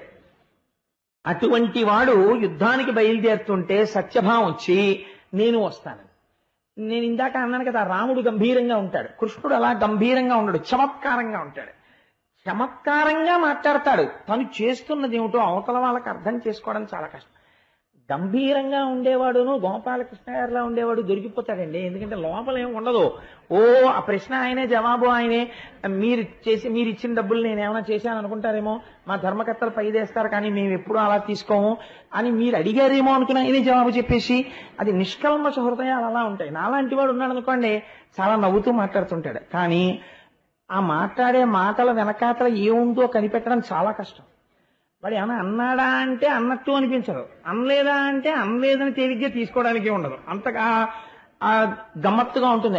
ఎవరైనా వచ్చి బాగున్నారా, నమస్కారం అండి అన్నారు అనుకోండి, అబ్బో చాలా గొప్ప మాయ మీద అన్నాడు అనుకోండి, ప్రశంసించినట్ట తెగడినట్ట ఏమంటున్నట్టు అలా ఉంటుంది కృష్ణతత్వం. ఆయన్ని పట్టుకోవడం చాలా కష్టం కృష్ణావతారంలో. కాబట్టే ఒక్కటే కాషనాడు రహించాడు పెద్దవాడు. ఏమన్నారంటే, ఒరే కృష్ణుళ్ళ ఎప్పుడూ చేయకండి, కృష్ణుడు చెప్పింది చేసి చాలా. చెప్పేటప్పుడు స్పష్టంగా ఉంటాడు, అరమరిక ఉండదు. జగదాచార్యుడిగా నువ్వు ఇలా చెయ్యి అని చెప్తాడు. ఆయన చేసిన దాంట్లో మీరు అర్థం చేసుకున్నారా 1000 మెట్లు ఎక్కేస్తారు, ఒకేసారి నిచ్చెన ఎక్కుతారు. అర్థం అవడంలో తేడా వచ్చి ఆచరణలో పెట్టారా మొత్తానికి పోల్ మీద ఫ్యూజ్ కాలిపోతుంది. అందుకని ఆయన విషయంలో ఆయన చేష్టితములను చాలా జాగ్రత్తగా అర్థం చేసుకోవాలి. నేను అందుకని రామాయణాన్ని భాగవతాన్ని ఒకసారి పక్కన పెట్టి సరిపోల్చే ప్రయత్నం చేశాను. చూడండి, ఇప్పుడు సత్యభామ వచ్చి కృష్ణ నేను మీతో యుద్ధానికి వస్తాను అంది. అంటే ఆయన అంటాడు, సమద పుష్పందయ జంకారములు కావు భీషణ కుంభేంద్ర బృంహితములు, వాయు నిర్గత పద్మ వనరేణువులు కావు తురగ రింఖాముకోద్ధుతరజము, లాకీర్ణ జలతరంగా సరములు కావు శత్రుధనుర్ముక్త సాయకములు, కలహంస సారస కసారములు కావు ధనుజేంద్ర సైన్యక దంబకములు, కమల కల్హార కుసుమ సంఘములు కావు చటుల రిపుశూల ఖడ్గాది సాధనములు, కన్యా నీవేడ రణరంగ గమనమేడ ఒత్తు వేగము నిలువుము వలదు. ఆయన అన్నాడు, సత్యభామ యుద్ధం అంటే ఏమిటో అది కూడా సరదాగా ఉంటుంది అనుకుంటున్నావు, రోజు నాతో ప్రణయ కేళీ విలాసాల్లో తేలియాడుతూ ఇది కూడా ఏదో ఉద్యానవనంలో విహరించడం అనుకుంటున్నావేమో. యుద్ధ భూమి అంటే ఎలా ఉంటుందో తెలుసా? సమద పుష్పంధయ ఝంకారములు కావు భీషణ కుంభేంద్ర బృంహితములు. అక్కడ తుమ్మెదల ఝంకారాలు వినపడవు. బ్రహ్మాండమైనటువంటి ఏనుగులు తొండములనెత్తి ఘీంకారములు చేస్తుంటాయి, అవి వినపడుతుంటాయి. వాయు నిర్గత పద్మ వనరేణువులు కావు తురగ రింకాముకోద్ధుతరజము. అక్కడ పద్మముల మించి వచ్చేటటువంటి పుప్పుడుతో కూడిన గాలి రాదు. శరవేగంతో పరిగెత్తే గుర్రాలు యుద్ధభూమిలో వెళ్ళిపోతుంటే వాటి డెక్కల మించి పైకి రేగినటువంటి ధూళి వచ్చి మీద పడుతుంది. అక్కడ సరోవరాల మించి వచ్చేటటువంటి చల్లటి గాలి రాదు. శత్రువులు విడిచిపెట్టినటువంటి బాణ పరంపరలు వచ్చి మీద పడిపోతాయి. పైగా అక్కడ కలహంసలు మొదలైనటువంటి పక్షులతో కూడిన సరోవరాలు ఉంటాయని నువ్వు అనుకుంటున్నావేమో. భయంకరమైనటువంటి శత్రువులు రాక్షసులతో కూడినటువంటి యుద్ధభూమి అయి ఉంటుంది. కాబట్టి అక్కడ నువ్వు సంతోషించడానికి అబ్బా తామర పువ్వు ఎంత బాగుందో అనండి, ఆ కలువ పువ్వు ఎంత బాగుందో అనండి, లేకపోతే ఆ కల్హార పుష్పం ఎంత బాగుందో అనండి అని చూడ్డానికి పూలతోట కాదు. ఒకడు ముళ్ళగ తట్టుకుంటాడు, ఒకడు శూలం పట్టుకుంటాడు, ఒకడు పరిగ పట్టుకుంటాడు, నెత్తుటితో తడిసిపోయి ఉంటుంది, మాంసంతో అంటుకుని ఉంటుంది, వాడు విసురుతుంటాడు. ఎక్కడ చూసినా అరుపులు కేకలు. యుద్ధభూమి అంటే ఏమనుకుంటున్నావో, యుద్ధానికి వస్తానంటున్నావేంటి? అందుకని నువ్వు నేను వెడుతున్నాను కదా అని చెప్పేసి అయ్యో పాపమ్మ ఆయన ఒక్కరు పెడుతున్నారు సాయం చేద్దాం వద్దాం అనుకుంటున్నావేమో. నువ్వేమీ అలా కంగారు పడకు. కన్యా నీవేడా, నువ్వు ఆడపిల్లవి, నువ్వెక్కడ యుద్ధం ఎక్కడ. అందుకని రణరంగగమనమేడ, యుద్ధభూమి ఎక్కడ, పొత్తు వేగము, నేను మళ్ళీ తిరిగి తొందరగా వచ్చేస్తాను రాక్షసుల్ని పరిమార్చి, నువ్వు బెంగ పెట్టుకోకు, నిలువుము వల్లదు, అందుకని నువ్వు నాతో రావద్దు అన్నారు. అన్న తర్వాత కృష్ణ పరమాత్మ బయలుదేరబోతుంటే సత్యభామ యొక్క గొప్పతనం అంతా ఇక్కడుంది. ఆవిడ సీతమ్మ తల్లిలా గంభీరంగా మాట్లాడలేదు. ఆవిడేం చేసిందంటే గబగబా వచ్చి, నేను అబద్ధం చెప్పాననుకుంటే మీరు పోతన గారి దశమస్కంధంలో ఉత్తరాఖండం చూసుకోండి, ఉత్తర భాగం, ఆయన చెయ్యి పట్టుకుని అలా ఒకగా చక్క ఆయన భుజం మీద గడ్డం ఆంచి ఆయన చెవిలోకి మాత్రమే వినపడేటట్టుగా ఎంతో ప్రియంగా ఒక చక్కటి మాట చెప్పింది. దానవులైననేమి మరి దైత్య సమూహములైననేమి నీ మానిత బాహు దుర్గముల మాటుననుండగ ఏమి శంక, నీతో అరుదెంతునంచు కరతోయజమ్ములు ముకిళించి మృక్కెనం మానిని తన్ను భర్త బహుమాన పురస్సర దృష్టి చూడగన్. ఆ సత్యభామ ఆయన దగ్గరకొచ్చి ఆయన భుజం మీద గడ్డం పెట్టి వాలి, దానవులైననేమి, ఆ యుద్ధభూమిలో ఉండేవాళ్ళు రాక్షసులే అనుకో, మరి దైత్య సమూహములైననేమి, అక్కడ దైత్య సమూహాలే ఉన్నాయనుకో, నాకేం భయమయ్యా, నీ మానిత బాహు దుర్గముల మాటననుండగనేమి శంక, నీ యొక్క భుజములనబడేటటువంటి దుర్గముల చాటున నేనుంటాను, నీ భుజాల వెనకాతల నేనుంటే నన్నెవరేం చేస్తారు, నీతో నరుదెంతునంచు, కాబట్టి నాకు నీతో వచ్చి యుద్ధం చూడాలనుందయ్యా, నీ మీద నాకున్న నమ్మకం అటువంటిది. కాబట్టి కరదోయజముల్ ముకుళించి, ఆ రెండు చేతులు పద్మాలు ముకుళించినట్టుగా ఇలా నమస్కారం చేసి ప్రార్థన చేసిందిట, నేను వస్తానండి మీతోటి అని. మృక్యనం మానిని, నమస్కారం చేసి తన్ను భర్త బహుమాన పురస్సర దృష్టి చూడగన్. ఇంత ప్రియంగా మాట్లాడినటువంటి భార్యని కాదనలేనంత బలహీనత భర్త యందు ప్రవేశపెట్టి, అయ్యో ఇలా బతిమాలేస్తుంటే ఏం కాదనగలనని ఇంకా కాదనలేని స్థితికి కృష్ణుడొచ్చి ప్రియంగా తన వంక చూసేటట్టుగా కృష్ణుణ్ణి మార్చినదైన సత్యభామ నిలబడి ఉన్నది. కాబట్టి ఆవిడ ఎటువంటి చతురత కలిగినటువంటి స్త్రీయో చూడండి. సరే, ఇద్దరు గరుత్మంతుణ్ణి అధిరోహించారు, రమ్మన్నారు స్వామి. ఇద్దరు బయలుదేరారు, యుద్ధభూమికి వెళ్ళారు. ప్రాగ్జ్యోతిషపురము అని ఆ ఊరి పేరు కూడా చాలా గమ్మత్తుగా ఉంటుంది. ఆ ప్రాగ్జ్యోతిషపురానికి చేరుకున్నారు. అక్కడ నరకాసురుడు పరిపాలన చేస్తున్నాడు. ఆ నరకాసురుడికి నమ్మిన బంట్లు వంటి వారు ముగ్గురు ఉన్నారు. ఒకడు మురాసురుడు, ఒకడు నిశుంభుడు, ఒకడు హయగ్రీవుడు. హయగ్రీవుడు అంటే నేను లక్ష్మీ హయగ్రీవ అవతారం గురించి చెప్పట్లేదు, రాక్షసుడు హయగ్రీవుడు. వీళ్ళు ముగ్గురు వాడికి నమ్మిన బంట్లు. అక్కడ దుర్గములు చాలా ఉన్నాయి. జలదుర్గము, గిరిదుర్గము, శస్త్రదుర్గము, ఇలా 6 రకాలైన దుర్గాల్ని శాస్త్రం చెప్తుంది. అటువంటి దుర్గములను, అనేక దుర్గములను వాడు నిర్మాణం చేశాడు. ఆ దుర్గములను చూశాడు పరమాత్మ గరుత్మంతుడి నుంచి. చూసి ఒక్కసారి తన చేతిలో పట్టుకున్నటువంటి గద చేత ప్రహారము చేస్తూ ఈ దుర్గములన్నింటినీ నేల కూల్చేశారు. తన చక్ర ప్రయోగం చేత కొన్నింటిని కూల్చేశారు. తన ఖడ్గధారల చేత కొన్నింటిని కూల్చేశారు. కూల్చి పాంచజన్యాన్ని చేతిలో పట్టుకుని ప్రళయకాలంలో మేఘం ఎలా ఉరుముతుందో అలా పాంచజన్యాన్ని పూరించారు. పూరించేసరికి మురాసురుడనబడేటటువంటి రాక్షసుడు నరకాసురుడికి అత్యంత ముఖ్యుడు. వాడు అక్కడ ఉన్నటువంటి జలదుర్గంలో నీటి లోపల పడుకుని నిద్రపోతున్నాడు. వాడు ఆ నిద్రపోతున్నవాడు పైకి లేచాడు. పోతన గారు అన్నారు, వాడు పెద్ద జడ వేసుకున్నట్టు. ఈ జడ వేసుకున్న వాళ్ళు మనకి ఇద్దరు కనపడతారు. కాలయవనుడు ఒకడు, మురాసురుడు ఒకడు. వాడికి ఉన్న గొప్పతనం ఏమిటో తెలుసా అండి? వాడు ప్రాగ్జ్యోతిషపురాన్ని మురాపాశములతో కట్టి ఉంచుతాడు. వాడు ఆ పాశములతో కట్టాడు. కృష్ణ పరమాత్మ తన చేతి ఖడ్గంతో ఆ పాశములను ఖండించారు. ఖండించి పాంచజన్యం పూరిస్తే మురాసురుడు పైకొచ్చాడు. వాడికి 5 తలకాయలు. 5 తలకాయలతో వాడు ఈ బ్రహ్మాండములో ఉన్నటువంటి పంచభూతములను మింగేసేలా ఉన్నాడు. అగ్నిహోత్రం పాకితే ఎలా ఉంటుందో, మీరు ఇలా పొడవుగా సన్నగాను ఏదైనా ఇంధనాన్ని పోసి వెలిగించారనుకోండి, అది వెలుగుతోందనుకోండి ఒక అగ్ని రూపంలో, అది ఎలా ఉంటుందో అలా ఉంటుంది వాడి జడ.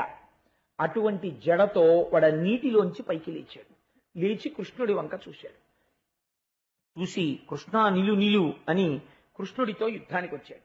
వచ్చి యుద్ధం చేస్తున్నప్పుడు పరమాత్మ తన గదా ప్రహారంతో ఆ మురాసురుడి యొక్క శిరస్సుని బ్రద్దలు చేశారు. వాడు మరణించాడు. మురాసురుడు మరణించగానే వాడి కుమారులు 7 బయలుదేరి కృష్ణ పరమాత్మ మీదకి యుద్ధానికి వచ్చారు. ఆ 7 కూడా కృష్ణ పరమాత్మ నిర్జించారు. ఈ వార్త నరకాసురుడికి చేరి నేను కూడా యుద్ధానికి వస్తాను, నేను బయలుదేరి యుద్ధానికి వస్తున్నానని నరకాసురుడు బయలుదేరి యుద్ధానికి వచ్చాడు. తీరా నరకాసురుడు యుద్ధానికి వచ్చేసరికి యుద్ధభూమి ఎలా ఉంటుంది? వచ్చినటువంటి వాడు సామాన్యుడు కాడు, నరకుడు.